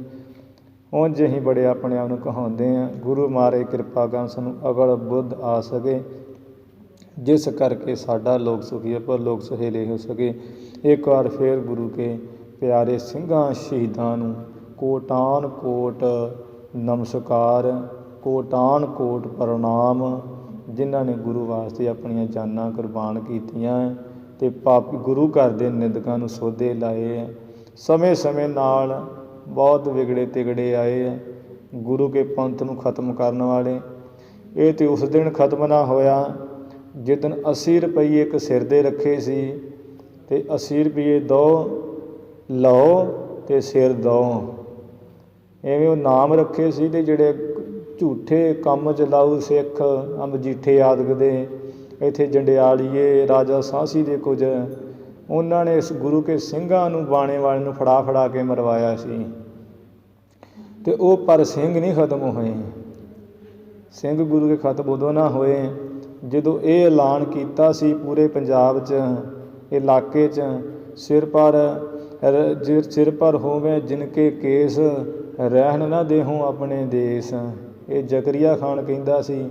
ਜ਼ਕਰੀਆ ਖਾਨ ਦਾ ਸਿਰ 'ਤੇ ਕੇਸ ਨਹੀਂ ਰਿਹਾ, ਸਗੋਂ ਕੋਈ ਗੁਰੂ ਕੇ ਸਿੰਘਾਂ ਦੇ ਕੇਸ 'ਤੇ ਅੱਜ ਵੀ ਹੈਗੇ। ਐਵੇਂ ਸਾਧ ਸੰਗਤ ਜੀ ਮਹਾਰਾਜ ਦੀ ਕਿਰਪਾ ਨਾਲ ਇਹ ਪੰਥ ਦੀ ਸਦਾ ਚੜ੍ਹਦੀ ਕਲਾ ਰਹਿਣੀ ਹੈ। ਢਾਹਾਂ ਲਾਉਣ ਵਾਲੇ, ਗੁਰੂ ਘਰ ਦੀਆਂ ਬੇਅਦਬੀਆਂ ਕਰਨ ਵਾਲੇ ਬੇਅਦਬੀਆਂ ਕਰਾਉਂਦੇ ਆ, ਜੇਬਾਂ 'ਚ ਸਰਟੀਫਿਕੇਟ ਪਾ ਕੇ ਦਿੰਦੇ ਵੀ ਮੈਂਟਲ ਹੀ, ਅਤੇ ਐਵੇਂ ਮੈਂਟਲ ਉਹ ਗੱਡੀਆਂ ਚਲਾ ਕੇ ਵੀ ਆਉਂਦੇ ਆ ਅਤੇ ਬੇਅਦਬੀ ਗੁਰੂ ਘਰ ਦੀ ਕਰਾ ਦਿੰਦੇ ਆ। ਕੋਈ ਗੱਲ ਨਹੀਂ, ਮਹਾਰਾਜ ਸਭ ਵਹਿੰਦੇ ਹੀ ਹੈ। ਸਮੇਂ ਨਾਲ ਸੱਚੇ ਪਾਤਸ਼ਾਹ ਸਾਰਿਆਂ ਦੇ ਭੋਗ ਪਾਉਣਗੇ। ਇੱਥੇ ਕਿਸੇ ਨੇ ਨਹੀਂ ਰਹਿਣਾ। ਕਲ ਕੁੱਤੇ ਰਾਜੇ ਕਸਾਈ, ਕਲਯੁਗ ਤੇ ਕੁੱਤੇ ਦੀ ਨਿਆਈ ਹੈ, ਰਾਜੇ ਇੱਥੇ ਕਸਾਈ ਹੋਏ ਹੈ। ਰਾਜੇ ਕੁੱਤੇ ਮੂੰਹੀ ਹੋਏ ਹੈ ਸਮੇਂ ਸਮੇਂ ਦੇ, ਜਿਹੜੇ ਆਪਣੇ ਆਪ 'ਚ ਮੰਨਦੇ ਹੈ ਪ੍ਰਧਾਨ ਆਪਣੇ ਆਪ ਨੂੰ, ਪਰ ਕੁਝ ਨਹੀਂ ਕਰ ਸਕਦੇ। ਜੋ ਗੁਰੂ ਕਾ ਚਲਾਇਆ ਹੋਇਆ ਪੰਥ ਹੈ, ਇਹਦੀ ਸਦਾ ਚੜ੍ਹਦੀ ਕਲਾ ਰਹਿਣੀ ਹੈ। ਨਿੰਦਕਾਂ ਦੇ ਮੂੰਹ ਪਹਿਲਾਂ ਵੀ ਗੁਰੂ ਕੇ ਸਿੰਘਾਂ ਨੇ ਤੋੜੇ ਹੈ, ਹੁਣ ਵੀ ਤੋੜਨਗੇ। ਸਮੇਂ ਸਮੇਂ ਨਾਲ ਉਦੋਂ ਤੋੜਨਗੇ ਜਦੋਂ ਆਪਣਾ ਆਸਰਾ ਨਾ ਕੋਈ ਰਿਹਾ, ਜਿਹਦੇ ਘਰੋਂ ਘਰੀ ਬੈਠੇ ਹੈ, ਜਿਹਦੇ ਕਰਕੇ ਦਿਖਦਾ ਕੋਈ ਨਹੀਂ, ਉਦੋਂ ਬੇਅਦਬੀ ਫਿਰ ਕੋਈ ਨਹੀਂ ਚੱਲੇਗਾ। ਮਹਾਰਾਜ ਕਿਰਪਾ ਕਰਨ ਜੀ। ਇਸੇ ਤਰ੍ਹਾਂ ਸਾਧ ਸੰਗਤ ਜੀ, ਜਿਹੜੀ ਆਪਾਂ ਗੁਰੂ ਕੀ ਮਰਿਆਦਾ ਅਨੁਸਾਰ ਗੁਰੂ ਨਾਨਕ ਮਹਾਰਾਜ ਦੀ ਕਥਾ ਸਰਵਣ ਕਰ ਰਹੇ ਹਾਂ, ਉਹ ਸਰਵਣ ਕਰੀ ਰਹਿੰਦੇ ਸਮੇਂ ਵਿੱਚ ਕਿ ਜਿਵੇਂ ਭਾਈ ਲਹਿਣਾ ਜੀ ਗੁਰੂ ਨਾਨਕ ਸਾਹਿਬ ਮਹਾਰਾਜ ਸ਼ਰਣੀ ਆਏ ਹੈ, ਇੱਥੇ ਆ ਕੇ ਗੁਰੂ ਕੇ ਰਹਿ ਗਏ। ਤਨ ਮਨ ਧਨ ਸਭ ਗੁਰੂ ਨੇ ਅਰਪਣ ਕਰ ਦਿੱਤਾ ਕਿ ਐਸਾ ਸਤਿਗੁਰ ਜੇ ਮਿਲੈ ਤਿਸਨੂੰ ਸਿਰ ਸੌਂਪੀਐ, ਵਿੱਚੋਂ ਆਪ ਜਾਏ। ਐਸਾ ਗੁਰੂ ਜੇ ਮਿਲ ਜਾਵੇ, ਗੁਰੂ ਨਾਨਕ ਸਾਹਿਬ ਵਰਗਾ, ਕਹਿੰਦੇ ਵੀ ਆਪਣਾ ਸਿਰ ਹੀ ਸੌਂਪ ਦਈਏ। ਗੁਰੂ ਅਮਰਦਾਸ ਮਹਾਰਾਜ ਕਹਿੰਦੇ ਹੈ, ਭਾਈ ਲਹਿਣਾ ਜੀ ਨੇ ਜੋ ਸਾਡੇ ਸਤਿਗੁਰੂ ਗੁਰੂ ਅੰਗਦ ਦੇਵ ਮਹਾਰਾਜ ਹੋਏ ਹੈ, ਉਹਨਾਂ ਨੇ ਆਪਣਾ ਸੀਸ ਅਰਪਣ ਕੀਤਾ। ਜਦੋਂ ਕਿ ਸਾਡੇ ਪ੍ਰਚਾਰਕ ਇਹ ਕਥਾ ਕਰਦੇ ਹੈ ਜੀ, ਗੁਰੂ ਅੰਗਦ ਦੇਵ ਜੀ ਨਾਲ ਜਦੋਂ ਭਾਈ ਲਹਿਣੇ ਰੂਪ ਵਿੱਚ ਸਾਡਾ ਕੋਈ ਲੈਣਾ ਦੇਣਾ ਨਹੀਂ ਸੀ, ਗੁਰਤਾ ਦੇ ਬੈਠੇ ਫਿਰ ਸਾਡੇ ਗੁਰੂ ਹੋਏ। ਪਰ ਲੋਕਾਂ ਨੂੰ ਇਹ ਪਤਾ ਨਹੀਂ ਵੀ ਕਥਾ ਵਿੱਚ ਆਉਂਦਾ ਹੈ ਕਿ ਜੋ ਗੁਰੂ ਅੰਗਦ ਦੇਵ ਸਾਹਿਬ ਜੀ ਦਾ ਅਵਤਾਰ ਹੋਇਆ, ਪ੍ਰਕਾਸ਼ ਹੋਇਆ ਮੱਤੇ ਦੀ ਸਰਾਂ ਵਿੱਚ, ਗੁਰੂ ਨਾਨਕ ਸਾਹਿਬ ਦੇ ਬਚਨਾਂ ਨਾਲ ਹੀ ਹੋਇਆ ਹੈ। ਮਹਾਰਾਜ ਪਹਿਲਾਂ ਉੱਥੇ ਮੱਤੇ ਦੀ ਸਰਾਂ ਮੁਕਤਸਰ ਗਏ ਹੈ, ਬਚਨ ਕੀਤੇ ਬਾਬਾ ਫੇਰੂਮੱਲ ਜੀ ਨੂੰ, ਅਤੇ ਫਿਰ ਜਾ ਕੇ ਅਵਤਾਰ ਹੋਇਆ ਹੈ। ਇਹ ਐਵੇਂ ਨਹੀਂ ਹੋ ਗਿਆ ਵੀ ਐਵੇਂ ਅਵਤਾਰ ਹੋ ਗਿਆ ਫਿਰ ਸੇਵਾ ਕੀਤੀ ਫਿਰ ਜਾ ਗੱਦੀ ਮਿਲੀ ਹੈ। ਇਹ ਤਾਂ ਗੁਰੂ ਨੇ ਪਹਿਲਾਂ ਹੀ ਵਾਰਸ ਚੁਣੇ ਸੀ, ਅਤੇ ਇਤਿਹਾਸ 'ਚ ਵੀ ਪਹਿਲਾਂ ਆ ਹੀ ਗਿਆ ਹੈ ਵੀ ਜਦੋਂ ਪੁੱਛਿਆ ਭਾਈ ਬਾਲਾ ਜੀ ਨੇ, ਮਹਾਰਾਜ ਆਪ ਜੀ ਨੇ ਹੁਣ ਕਿਸ ਨੂੰ ਗੱਦੀ 'ਤੇ ਬਿਠਾਉਣਾ ਆਪਣੇ ਪਿੱਛੋਂ, ਅਤੇ ਗੁਰੂ ਮਹਾਰਾਜ ਕਹਿੰਦੇ ਜਿਹਦੀ ਭਾਈ ਜਾਤ ਖੱਤਰੀ ਹੈ, ਜਿਨ੍ਹਾਂ ਦਾ ਗੋਤ ਤ੍ਰੇਣ ਹੈ, ਨਾਮ ਉਹਦਾ ਲੈਣਾ ਹੋਵੇਗਾ, ਉਹਨੂੰ ਪਾਉਣਾ ਹੈ। ਅਤੇ ਇਹ ਗੁਰੂ ਮਹਾਰਾਜ ਨੇ ਤਾਂ ਪਹਿਲਾਂ ਹੀ ਦੱਸ ਦਿੱਤਾ। ਐਵੇਂ ਸਮੇਂ ਜਿਹੜੇ 10 ਅਵਤਾਰ ਹੋਏ ਹੈ, 10 ਸਰੂਪ ਹੋਏ, 10 ਸਰੀਰ ਹੋਏ ਹੈ, ਅਤੇ ਉਹ ਪਹਿਲਾਂ ਨਿਯੁਕਤ ਕੀਤੇ ਹੋਏ ਹੈ। ਐਵੇਂ ਨਹੀਂ ਵੀ ਗੁਰੂ ਘਰ ਦੀ ਸੇਵਾ ਚੱਲ ਰਹੀ ਸੀ, ਅਚਨਚੇਤ ਹੀ ਗੁਰੂ ਅਮਰਦਾਸ ਜੀ ਆ ਕੇ ਸੇਵਾ ਸ਼ੁਰੂ ਕਰ ਦਿੱਤੀ, ਫਿਰ ਗੱਦੀ ਪਾ ਲਈ। ਨਹੀਂ, ਉਹ ਪਹਿਲਾਂ ਹੀ ਸਭ ਕੁਝ ਹੋਇਆ ਸੀ। ਬਸ ਸਾਨੂੰ ਹੀ ਅਕਲ ਦੇਣ ਵਾਸਤੇ ਵੀ ਤੂੰ ਨਾ ਭੁਲੇਖੇ 'ਚ ਰਹਿ ਭਾਈ ਵੀ ਮੈਂ 80 ਸਾਲ ਦਾ ਹੋ ਗਿਆ, 72 ਸਾਲਾਂ ਦਾ ਹੋ ਗਿਆ, ਮੈਂ ਜੀ ਹੁਣ ਅੰਨਾ ਹੋ ਗਿਆ, ਮੈਨੂੰ ਦਿਖਦਾ ਨਹੀਂ, ਮੈਂ ਸੇਵਾ ਕਿਵੇਂ ਕਰਾਂ। ਉਹ ਤਾਂ ਗੁਰੂ ਅਮਰਦਾਸ ਜੀ ਨੇ ਸੇਵਾ ਕਰਕੇ ਦਿਖਾਈ ਵੀ 72 ਸਾਲ ਦੀ ਉਮਰ 'ਚ ਸੇਵਾ ਹੋ ਜਾਂਦੀ ਜੇ ਕਰਨੀ ਹੋਵੇ ਤਾਂ।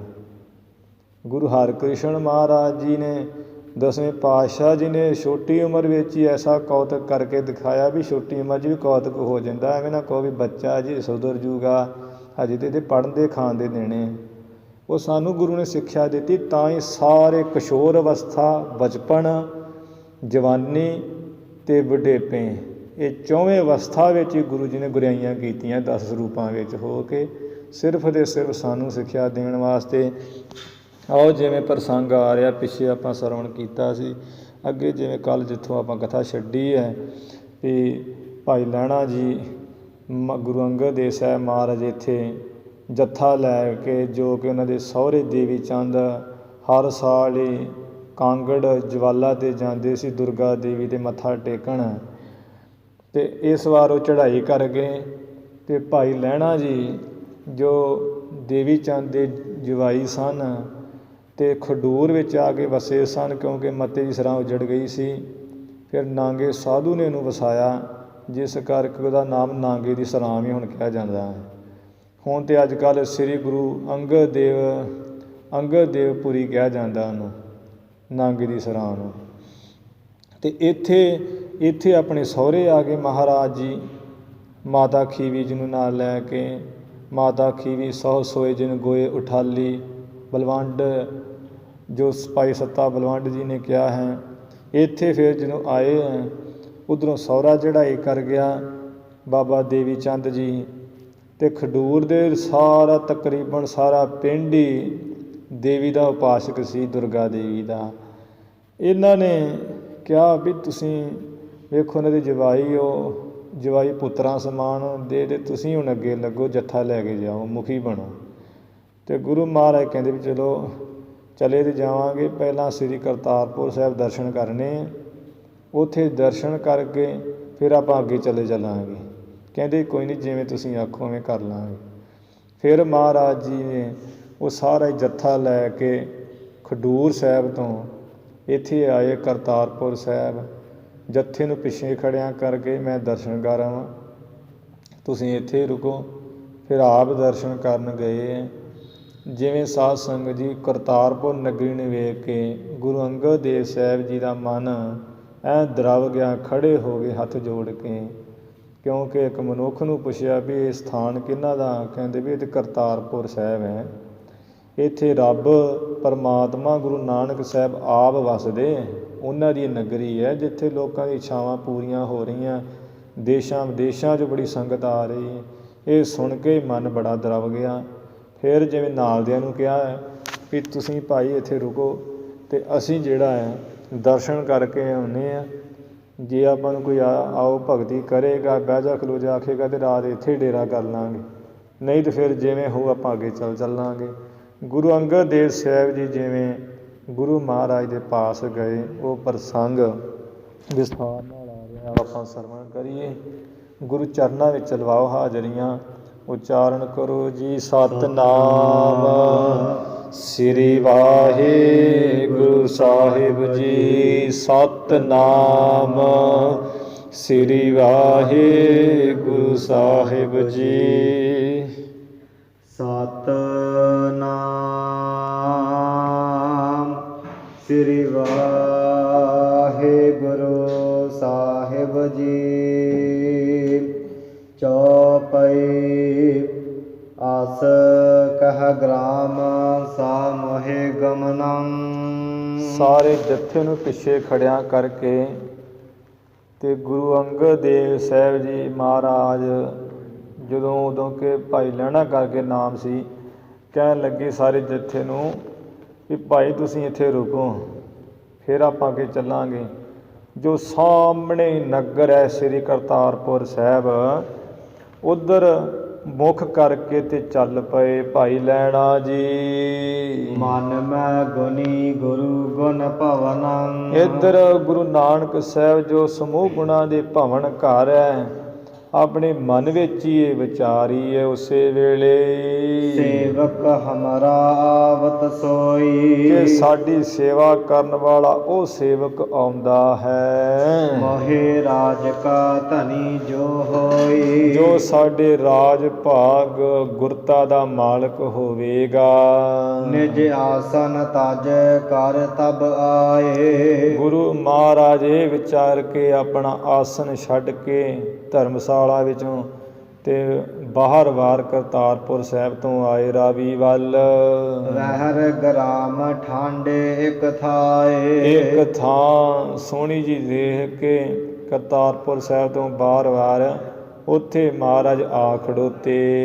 ਮਿਲੇ ਸਰਬ ਤੇ ਹੋਏ ਨਿਆਰੇ। ਸਾਰਿਆਂ ਸੰਗਤ ਨੂੰ ਉੱਥੇ ਛੱਡ ਆਏ ਮਹਾਰਾਜ, ਸਾਰਿਆਂ ਤੋਂ ਵੱਖਰੇ ਹੋ ਕੇ ਆਣ ਮਿਲੇ ਅੱਗੋਂ ਹੀ। ਸ੍ਰੀ ਨਾਨਕ ਲਹਿਣੇ ਨਿਜ ਪਿਆਰੇ। ਜੋ ਆਪਣਾ ਪਿਆਰਾ ਹੈ ਭਾਈ ਲਹਿਣਾ ਗੁਰੂ ਨਾਨਕ ਸਾਹਿਬ ਜੀ ਨੂੰ ਆਪਣੇ ਪਿਆਰੇ ਲਹਿਣੇ ਨੂੰ ਮਹਾਰਾਜ ਅੱਗੋਂ ਹੀ ਆ ਮਿਲੇ ਐ। ਦੋਹਰਾ ਅਵਲੋਕਤ ਬੋਲਿਓ ਤਬ। ਜਦੋਂ ਭਾਈ ਲਹਿਣਾ ਜਿਹੜਾ ਦੇਖਦਿਆਂ ਹੀ ਬੋਲਿਆ, ਸ੍ਰੀ ਨਾਨਕ ਗੁਣ ਖਾਨਾ। ਇਹ ਭਾਈ ਜੋ ਸ੍ਰੀ ਗੁਰੂ ਨਾਨਕ ਦੇਵ ਜੀ ਹਨ ਗੁਣਾਂ ਦੀ ਖਾਨ। ਤਿਨ ਦਰਸ਼ਨ ਕੀ ਚਾਹੇ ਮੁਝ। ਉਹਨਾਂ ਦੇ ਦਰਸ਼ਨਾਂ ਦੀ ਮੈਨੂੰ ਬੜੀ ਚਾਹਨਾ ਇੱਛਾ, ਮੈਂ ਦਰਸ਼ਨ ਕਰਨ ਵਾਸਤੇ ਆਇਆ ਹਾਂ। ਆਹ ਸੋ ਕੌਨੇ ਥਾਨਾ। ਉਹ ਪਤਾ ਨਹੀਂ ਸੀ ਨਾ ਵੀ ਜਿਹੜੇ ਆਏ ਇਹ ਗੁਰੂ ਨਾਨਕ ਸਾਹਿਬ ਆ, ਤੇ ਪਤਾ ਨਹੀਂ ਲੱਗਾ, ਜਿਸ ਕਰਕੇ ਆਮ ਇਨਸਾਨ ਸਮਝ ਗਏ ਵੀ ਕੋਈ ਹੋਰ ਕੋਈ ਹੋਣਾ ਹੈ। ਤੇ ਕਹਿੰਦੇ ਵੇਖਦਿਆਂ ਹੀ ਭਾਈ ਜੋ ਸ੍ਰੀ ਗੁਰੂ ਨਾਨਕ ਸਾਹਿਬ ਜੀ ਗੁਣਾਂ ਦੀ ਖਾਨ ਹੈ, ਤੇ ਉਹਨਾਂ ਦੇ ਦਰਸ਼ਨਾਂ ਦੀ ਮੈਨੂੰ ਬੜੀ ਚਾਹਨਾ ਇੱਛਾ ਹੈ। ਮੈਂ ਉਹਨਾਂ ਦੇ ਦਰਸ਼ਨ ਕਰਨ ਆਇਆ। ਉਹ ਕਿਹੜੇ ਥਾਂ ਦੇ ਹੈਗੇ ਆ, ਕਿੱਥੇ ਹਨ ਗੁਰੂ ਨਾਨਕ ਸਾਹਿਬ ਜੀ? ਜੋ ਪਈ ਸ੍ਰੀ ਪ੍ਰਭ ਸੁਨ ਕਾ ਬੈਨ ਉਚਾਰੇ। ਸੋਭਾ ਵਾਲੇ ਪ੍ਰਭੂ ਗੁਰੂ ਨਾਨਕ ਸਾਹਿਬ ਜੀ ਨੇ ਭਾਈ ਲਹਿਣਾ ਤੋਂ ਸੁਣ ਕੇ ਬਚਨ ਕਹੇ, ਆਵੋ ਤੁਮ ਹਮਰੇ ਸੰਗਾਰੇ। ਭਾਈ ਤੁਸੀਂ ਗੁਰੂ ਨਾਨਕ ਸਾਹਿਬ ਜੀ ਨੂੰ ਮਿਲਣਾ ਹੈ, ਚਲੋ ਸਾਡੇ ਪਿੱਛੇ ਪਿੱਛੇ ਨਾਲ ਹੀ ਆਵੋ। ਸ੍ਰੀ ਨਾਨਕ ਕੋ ਦਿਓ ਦਿਖਾਏ। ਜੋ ਗੁਰੂ ਨਾਨਕ ਸਾਹਿਬ ਜਿਨ੍ਹਾਂ ਨੂੰ ਤੁਸੀਂ ਮਿਲਣਾ ਮੈਂ ਤੁਹਾਨੂੰ ਦਿਖਾ ਦਿੰਦਾ ਹਾਂ। ਜਿਹ ਕੋ ਤੂੰ ਬੂਝਤ ਹਿਤ ਲਾਏ। ਜਿਨ੍ਹਾਂ ਨੂੰ ਤੂੰ ਪੁੱਛਦਾ ਹੈ, ਜਿਨ੍ਹਾਂ ਦੀ ਖਬਰਸਾਰ ਬੜਾ ਹਿੱਤ ਪ੍ਰੇਮ ਲਾ ਕੇ ਤੈਨੂੰ ਵੀ ਦਿਖਾ ਦਿੰਦੇ ਆ। ਧੰਨ ਹੈ ਗੁਰੂ ਨਾਨਕ ਸਾਹਿਬ ਮਹਾਰਾਜ। ਕਿਤੇ ਅੱਜ ਕੱਲ੍ਹ ਦੇ ਬੰਦੇ ਨੂੰ ਕਹਿ ਦੀ ਨਾ ਫਲਾਣੇ ਨੂੰ ਮਿਲਣਾ, ਕਹਿੰਦਾ ਲੈ ਉਹ ਮੈਂ ਹੀ, ਹੋਰ ਕੌਣ ਹੋ? ਮੇਰੇ ਆ ਜੀ, ਮੇਰਾ ਨਾਂ ਇੱਥੇ, ਮੇਰਾ ਨਾਂ ਤੋਂ ਉੱਥੇ ਲੈ ਜਾਓ, ਝੱਟ ਜਾਣਗੇ। ਗੁਰੂ ਨਾਨਕ ਸਾਹਿਬ ਤਰਲੋਕੀ ਨਾਥ ਹੈ, ਬ੍ਰਹਿਮੰਡਾਂ ਦੇ ਮਾਲਕ ਹੈ। ਫਿਰ ਵੀ ਨਿਮਰਤਾ ਨਾਲ ਕਹਿੰਦੇ ਭਾਈ ਜਿਨ੍ਹਾਂ ਬਾਰੇ ਪੁੱਛਦਾ ਪ੍ਰੇਮ ਲਾ ਕੇ ਤੈਨੂੰ ਆ ਮਿਲਾ ਦੇਣੇ, ਦਿਖਾ ਦਿੰਦੇ ਆ। ਆਸ ਕਹ ਸ੍ਰੀ ਗੁਰ ਚੱਲੇ ਅਗਾਰੀ। ਇਸ ਤਰ੍ਹਾਂ ਕਹਿ ਕੇ ਗੁਰੂ ਸਾਹਿਬ ਜੀ ਦੇ ਅੱਗੇ ਅੱਗੇ ਚੱਲੇ ਐ। ਇਹ ਬਾਜਨ ਪਰ ਜਾਏ ਪਿਛਾਰੀ। ਇਹ ਜੋ ਭਾਈ ਲਹਿਣਾ ਘੋੜੀ ਉੱਪਰ ਚੜਿਆ ਪਿੱਛੇ ਪਿੱਛੇ ਜਾਈ ਜਾਂਦਾ ਹੈ। ਪਹੁੰਚੇ ਜਬ ਸਮੀਪ ਧਰਮਸ਼ਾਲਾ। ਜਦੋਂ ਹੀ ਧਰਮਸ਼ਾਲਾ ਜਿੱਥੇ ਸਤਸੰਗ ਹੁੰਦਾ ਹੈ, ਕੀਰਤਨ ਹੁੰਦਾ ਹੈ, ਮਹਾਰਾਜ ਜਿੱਥੇ ਸੁੱਖ ਆਸਨਾਂ 'ਤੇ ਬਿਰਾਜਮਾਨ ਹੋ ਕੇ ਸੰਗਤਾਂ ਨੂੰ ਦਰਸ਼ਨ ਦਿੰਦੇ, ਜਦੋਂ ਉੱਥੇ ਜਾ ਪਹੁੰਚੇ ਐ। ਬੋਲੇ ਠਾਂਡੇ ਹੋਏ ਕਿਰਪਾਲਾ। ਦਿਆਲੂ ਕਿਰਪਾਲੂ ਗੁਰੂ ਨਾਨਕ ਸਾਹਿਬ ਜੀ ਖੜੋ ਕੇ ਬੜੇ ਪ੍ਰੇਮ ਨਾਲ ਬੋਲੇ ਐ। ਬੜਵਾ ਪਰ ਤੇ ਅਬ ਉਤਰੀਜਾ। ਭਾਈ ਆ ਜਿਹੜੀ ਘੋੜੀ ਹੈ ਨਾ, ਘੋੜੀ ਤੋਂ ਹੁਣ ਤੂੰ ਵੀ ਹੇਠਾਂ ਉਤਰਿਆ। ਇਸ ਕਾਸ਼ਟ ਕੇ ਸੰਗ ਬੰਦੀਜਾ। ਆ ਸਾਹਮਣੇ ਕਿੱਲਾ ਹੈ, ਕਿੱਲਾ ਲੱਕੜੀ ਦੇ ਨਾਲ ਇਹ ਘੋੜੀ ਨੂੰ ਬੰਨ੍ਹਦੇ। ਤੁਮਾਰੇ ਸਨਮੁਖ ਹੈ ਦਰਜੋ। ਤੁਹਾਡੇ ਸਾਹਮਣੇ ਆ ਜੋ ਵੱਡਾ ਸਾਰਾ ਦਰਵਾਜ਼ਾ ਹੈਗਾ ਹੈ। ਪਰ ਵਿਸ਼ਹੁ ਤਿਸ ਮਹਿ ਦਰਸਹੁ ਸੋ। ਇਹ ਵੱਡੇ ਦਰਵਾਜ਼ੇ ਵਿੱਚ ਤੁਸੀਂ ਪ੍ਰਵੇਸ਼ ਹੋ ਜਾਓ ਤੇ ਅਗਲੇ ਪਾਸੇ ਗੁਰੂ ਨਾਨਕ ਸਾਹਿਬ ਜੀ ਬੈਠੇ ਹੋਏ ਦਰਸ਼ਨ ਕਰ ਲਓ। ਦੋਹਰਾ ਇਸ ਪ੍ਰਕਾਰ ਮ੍ਰਿਦ ਬਚਨ ਕਹਾ। ਇਸ ਤਰ੍ਹਾਂ ਮਿੱਠੇ ਪਿਆਰੇ ਕੋਮਲ ਬਚਨ ਕਹਿ ਕੇ ਗੁਰੂ ਸਾਹਿਬ ਜੀ ਤਹਾਂ ਤੇ ਆਗੇ ਜਾਏ। ਕਹਿ ਤੇ ਉਥੋਂ ਭਾਈ ਲਹਿਣਾ ਜੀ ਨੂੰ ਧਰਮਸ਼ਾਲਾ ਦੇ ਵੱਡੇ ਦਰਵਾਜ਼ੇ ਦੇ ਛੱਡ ਕੇ ਤੇ ਅੱਗੇ ਜਾ ਕੇ ਲਗ ਦਰ ਧਰਮਸ਼ਾਲਾ ਦਤੀਆ। ਦੂਜਾ ਧਰਮਸ਼ਾਲਾ ਦਾ ਛੋਟਾ ਜਿਹਾ ਦਰਵਾਜ਼ਾ ਖਿੜਕੀ ਜੀ ਹੈ ਸੀ ਪਿੱਛੇ। ਹਰ ਵਿਸ਼ੇ ਗੁਰ ਗਤ ਦਾਏ। ਮੁਕਤੀ ਦੇਣ ਵਾਲੇ ਗੁਰੂ ਨਾਨਕ ਸਾਹਿਬ ਜੀ ਛੋਟੇ ਦਰਵਾਜ਼ੇ ਥਾਣੀ ਧਰਮਸ਼ਾਲਾ ਵਿੱਚ ਪ੍ਰਵੇਸ਼ ਹੋ ਗਏ। ਚੌਪਈ ਅੰਤਰ ਜਾਏ ਸਿੰਘਾਸਨ ਬਾਸੇ। ਧਰਮਸ਼ਾਲਾ ਦੇ ਅੰਦਰ ਜਾ ਕੇ ਸੋਹਣੇ ਸਿੰਘਾਸਨ ਸਾਹਿਬ ਤੇ ਜਾ ਬੈਠੇ ਮਹਾਰਾਜ। ਧਰਿਓ ਸਰੀਰ ਸਾਥ ਰਸ ਜਾਸੇ। ਉਹ ਸਰੀਰ ਗੁਰੂ ਨਾਨਕ ਸਾਹਿਬ ਜੀ ਦਾ ਐਸਾ ਮਾਨੋ ਜਿਸ ਤਰ੍ਹਾਂ ਕਹਿੰਦੇ ਸ਼ਾਂਤ ਰਸ ਨਹੀਂ, ਗੁਰੂ ਨਾਨਕ ਸਾਹਿਬ ਜੀ ਦਾ ਸਰੀਰ ਧਾਰਿਆ ਹੋਇਆ, ਭਾਵ ਸ਼ਾਂਤੀ ਰਸ ਬੈਠਾ ਹੋਇਆ ਸੁਖ ਆਸਣਾ ਤੇ। ਬਾਂਧ ਤਰੰਗਨ ਲਹਿਣਾ ਗਇਓ। ਇੱਧਰੋਂ ਭਾਈ ਲਹਿਣਾ ਘੋੜੀ ਨੂੰ ਬੰਨ੍ਹ ਕੇ ਕਿੱਲੇ ਨਾਲ ਧਰਮਸ਼ਾਲਾ ਵਿੱਚ ਚਲਿਆ ਗਿਆ। ਸ੍ਰੀ ਨਾਨਕ ਕੋ ਦੇਖਤ ਭਇਓ। ਜਾਂਦਿਆਂ ਵੀ ਗੁਰੂ ਨਾਨਕ ਸਾਹਿਬ ਜੀ ਦੇ ਦਰਸ਼ਨ ਕਰਾਂ, ਗੁਰੂ ਨਾਨਕ ਸਾਹਿਬ ਜੀ ਨੂੰ ਦੇਖਣ ਲੱਗੇ, ਦਰਸ਼ਨ ਕਰਨ ਲੱਗੇ। ਸਰਨ ਸਰਨ ਕਹ ਬੰਧਨ ਕੀਨੀ। ਉਹ ਨਿਮਰਤਾ ਬੜੀ ਸੀ ਨਾ, ਜਿਸ ਕਰਕੇ ਮੁਖ ਤੇ ਨੀਵਾਂ ਕੀਤਾ ਹੋਇਆ। ਕਹਿੰਦੇ ਮਹਾਰਾਜ ਤੁਹਾਡੀ ਸ਼ਰਨ, ਤੁਹਾਡੀ ਸ਼ਰਨ, ਰੱਖਿਆ ਕਰੋ ਤੇ ਨਮਸਕਾਰ ਕੀਤੀ ਹੈ। ਅਤ ਸਰਦਾ ਮਹਿ ਮਤ ਜਿਹ ਭੀਨੀ। ਜਿਸ ਭਾਈ ਪਰਮ ਲਹਿਣਾ ਦੀ ਜਿਹੜੀ ਬੁੱਧੀ ਹੈ, ਮਤ ਹੈ, ਬਹੁਤ ਹੀ ਸ਼ਰਧਾ ਵਿੱਚ ਲੀਨ ਭਿੱਜੀ ਹੋਈ ਸੀ। ਬੈਠ ਪਛਾਨਿਓ ਹੈ ਇਹ ਸੋਈ। ਉਹ ਨੀਵੀਂ ਜੀ ਪਾ ਕੇ ਬੈਠ ਗਏ। ਜਦੋਂ ਬੈਠੇ ਹੈ, ਮੁਖ ਤਾਂ ਨੂੰ ਕੀਤਾ ਹੈ ਤੇ ਮੁਖ ਤਾਂ ਕਰਕੇ ਪਛਾਣਿਆ ਵੀ ਇਹ ਤੇ ਉਹੀਓ ਹਨ। ਪੰਥ ਬਤਾਵਤ ਆਵਤ ਜੋਈ। ਜੋ ਵੀ ਮੈਨੂੰ ਰਸਤਾ ਦੱਸਦੇ ਆਉਂਦੇ ਸਨ ਨਾਲ ਨਾਲ। ਅਚਰਜ ਗੁਣ ਕੈ ਭਇਓ ਹਰਾਨਾ। ਐਵੇਂ ਅਸਰਜੀ ਵਿਚਾਰ ਕੇ ਭਾਈ ਲਹਿਣਾ ਤੇ ਬੜਾ ਹੈਰਾਨ ਹੋਇਆ, ਹੱਕਾ ਬੱਕਾ ਹੋ ਗਿਆ। ਔਗਨ ਵੱਡੋ ਆਪ ਤੇ ਜਾਨਾ। ਆਪਣੇ ਕੋਲੋਂ ਬਹੁਤ ਵੱਡਾ ਔਗਣ ਹੋਇਆ, ਇਹ ਜਾਣਿਆ ਸਮਝਿਆ ਵੀ ਇਹ ਤੇ ਬੜਾ ਵੱਡਾ ਗੁਨਾਹ ਹੋ ਗਿਆ ਹੈ। ਹਿਰਦੇ ਬਿਸੂਰਤ ਜੇ ਹਉ ਜਾਣਤਾ। ਭਾਈ ਲਹਿਣਾ ਹਿਰਦੇ ਵਿੱਚ ਝੂਰਦੇ ਐ, ਕਹਿੰਦੇ ਉਹ ਮਨਾ ਜੇ ਮੈਂ ਜਾਣਦਾ ਹੁੰਦਾ। ਉਤਰ ਤਰੰਗਨ ਬੰਧਨ ਠਾਨਤਾ। ਉਹ ਮਨਾ ਘੋੜੀ ਤੋਂ ਉਤਰ ਕੇ ਤੇਰੇ ਨੂੰ ਮੱਥਾ ਹੀ ਟੇਕਦਾ, ਕਾਹਨੂੰ ਤੂੰ ਰਾਜਾ ਬਣਿਆ ਫਿਰਦਾ ਸੀ, ਕਿਉਂ ਤੂੰ ਘੋੜੀ ਤੇ ਚੜਿਆ ਹੁੰਦਾ ਸੀ। ਦੋਹਰਾ ਭੀਤ ਭਇਓ ਬਿਸਮਾਦਿਓ। ਕਾਹਨੂੰ ਘੋੜੀ ਤੇ ਚੜਨਾ ਸੀ, ਜੇ ਪਤਾ ਹੁੰਦਾ ਮੱਥਾ ਟੇਕ ਦਿੰਦਾ।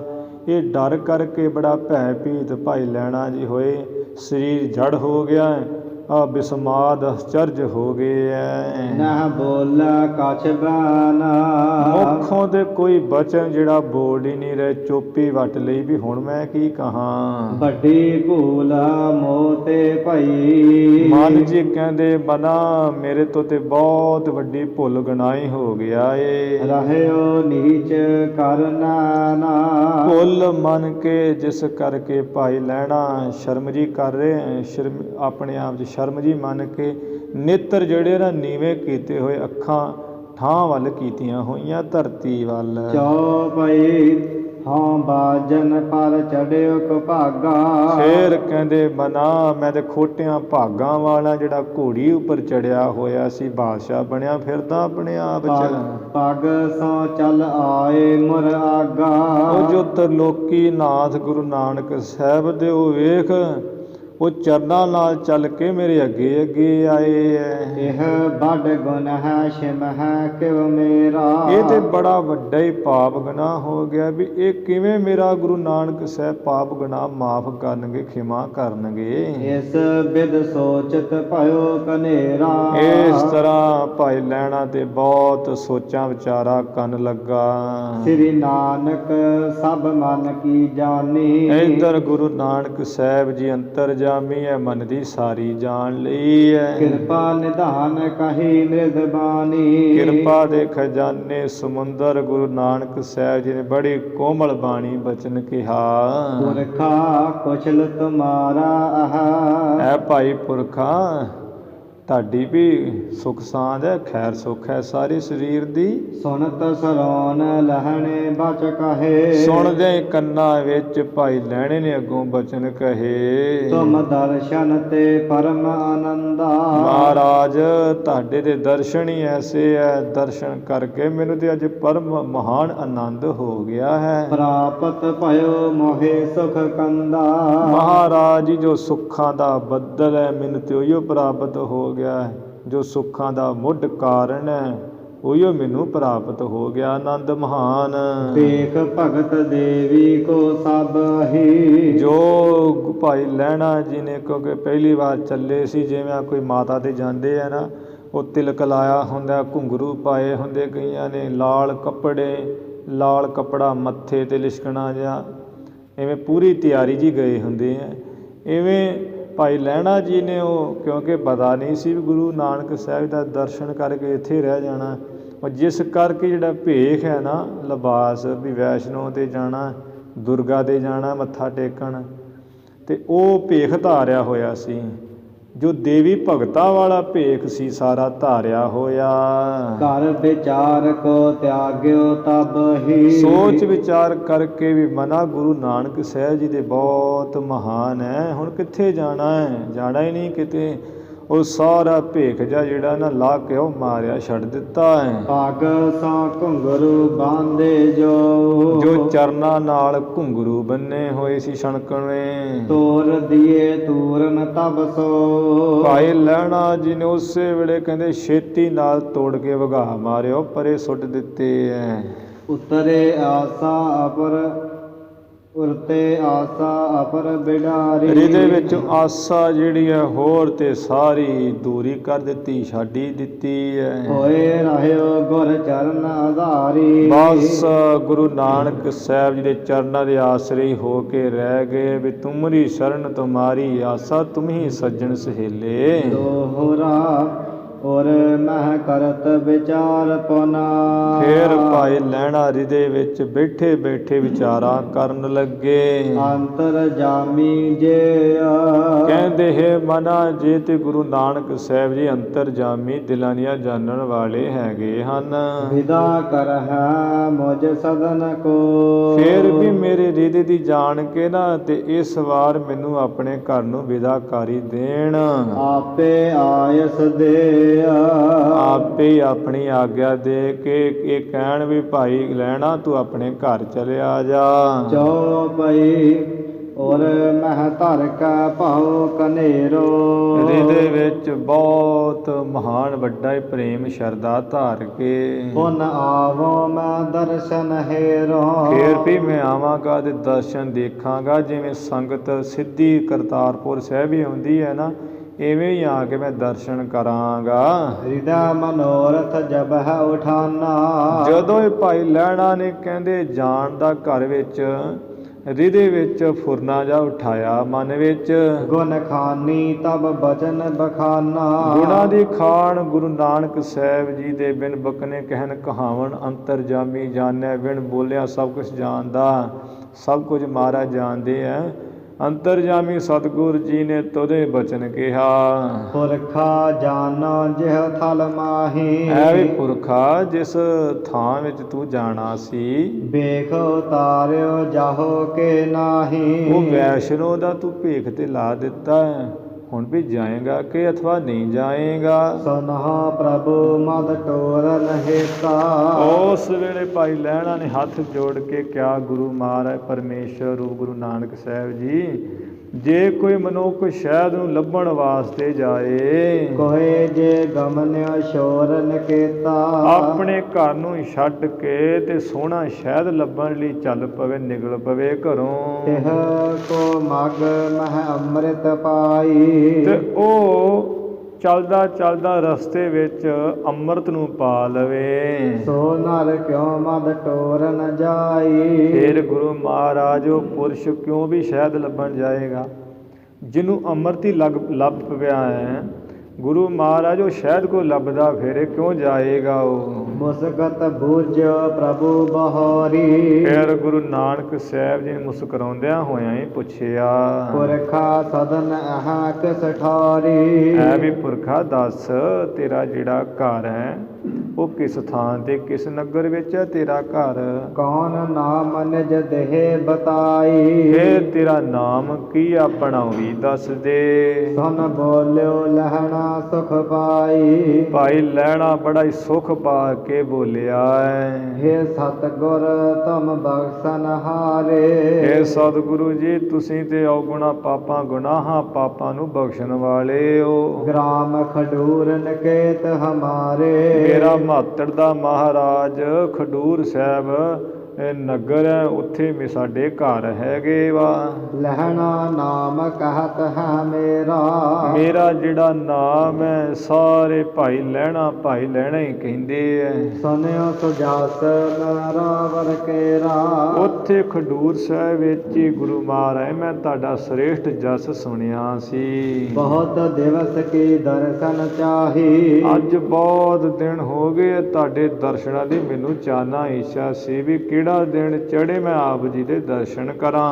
ਮਨ ਅਬ ਕਰਖ ਬੋਲ ਲੀ ਪਾਹੀ, ਹੁਣ ਤੁਸਾਂ ਨੇ ਮਨ ਨੂੰ ਖਿੱਚ ਕੇ ਤੇ ਗੁਰੂ ਮਹਾਰਾਜ ਪਾਸ ਕੋਲ ਬੁਲਾਈ ਲਿਆ, ਭਾਗ ਜਾਗੀ ਗਏ ਐ। ਇਹ ਸੁਗੰਧ ਕੀਰਤੀ ਪਾਵਨਾ, ਜਿਹੜੀ ਆਪ ਜੀ ਦੀ ਕੀਰਤੀ ਵਡਿਆਈ ਹੈ ਗੁਰੂ ਸਾਹਿਬ ਜੀ ਉਹ ਤੇ ਸੁਗੰਧੀ ਹੈ ਮਹਾਨ। ਵੈ ਆਇਓ ਮੈਂ ਭੋਰ ਲਭਾਵਨਾ, ਮੈਂ ਭੌਰੇ ਦੀ ਨਿਆਈ ਹੈ ਲੁਭਾਏ ਮਾਨ ਲੱਡੂ ਹੋ ਕੇ ਸੁਗੰਧੀ ਜਸ ਰੂਪੀ ਤੇ ਆਇਆ ਹੋਇਆ ਜੀ। ਸ੍ਰੀ ਗੁਰ ਕਹ ਲਹਣੇ ਤਾ ਲਹਣਾ, ਗੁਰੂ ਸਾਹਿਬ ਜੀ ਕਹਿਣ ਲੱਗੇ ਭਾਈ ਲੈਣਾ ਤੇਰਾ ਨਾਮ ਵੀ ਲੈਣਾ ਤੇ ਤੂੰ ਸਾਡੇ ਕੋ ਹੈ ਲੈਣਾ। ਸੁਨ ਪੁਰਖਾ ਹਮ ਨੇਹਾ ਦੇਣਾ, ਸੁਣ ਪੁਰਖਾ ਅਸੀਂ ਤੇਰਾ ਦੇਣਾ ਹੈ, ਭਾਵ ਤੂੰ ਲੈਣਾ ਤੇ ਅਸੀਂ ਦੇਣਾ ਹੈ। ਦੋਹਰਾ ਅਬ ਜਾਵੋ ਪੁਨ ਆਈਐ, ਭਾਈ ਲੈਣ ਵਾਲੇ ਹੁਣ ਤੂੰ ਚਲਿਆ ਜਾ ਤੇ ਫਿਰ ਵਾਪਸ ਆਈਏ ਕਰਤਾਰਪੁਰ ਸਾਹਿਬ। ਵੈ ਕੈ ਆਪਣੇ ਧਾਮ, ਆਪਣੇ ਘਰ ਹੋ ਕੇ। ਸੁਨ ਲਹਣਾ ਹਰਖਿਓ ਹਿਰਦੇ, ਸੁਣ ਕਰਕੇ ਭਾਈ ਲੈਣਾ ਦੇ ਕਹਿੰਦੇ ਹਿਰਦੇ ਵਿੱਚ ਬੜਾ ਹੀ ਖੁਸ਼ ਪ੍ਰਸੰਨ ਹੋਇਆ ਉਸ ਵੇਲੇ। ਜਿਉ ਆਮੀ ਖਵੈ ਆਮ, ਜਿਵੇਂ ਕੋਈ ਅੰਬ ਖਾਣ ਵਾਲੇ ਨੂੰ ਮਿੱਠਾ ਅੰਬ ਮਿਲ ਜਾਵੇ ਤੇ ਉਹ ਖਾ ਲਵੇ ਬੜਾ ਖੁਸ਼ ਹੁੰਦਾ, ਵੀ ਜਿਹਨੂੰ ਭੁੱਖ ਵੀ ਲੱਗੀ ਹੈ ਮਿੱਠੇ ਅੰਬ ਦੀ ਭਾਲ ਵੀ ਮਿਲ ਜਾਏ ਉਹਨੂੰ ਮਿਲ ਜਾਏ ਬੜਾ ਖੁਸ਼ ਹੁੰਦਾ ਹੈ। ਐਵੇਂ ਭਾਈ ਲੈਣਾ ਹਿਰਦੇ 'ਚ ਖੁਸ਼ ਪ੍ਰਸੰਨ ਹੋਇਆ ਹੈ।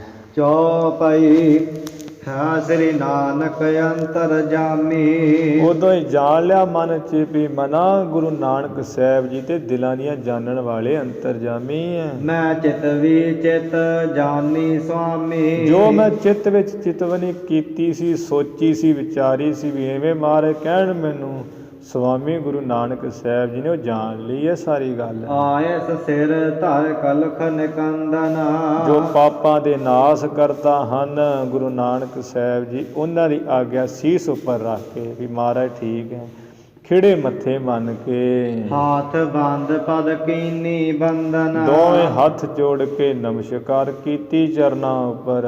ਹੋਏ ਵਿਦਾ ਸ੍ਰੀ ਗੁਰ ਤੇ ਆਵਾ, ਜਿਵੇਂ ਭਾਈ ਲੈਣਾ ਵਿਦਾ ਹੋ ਕੇ ਗੁਰੂ ਸਾਹਿਬ ਜੀ ਤੋਂ ਤੇ ਖਡੂਰ ਸਾਹਿਬ ਨੂੰ ਆ ਗਿਆ ਹੈ।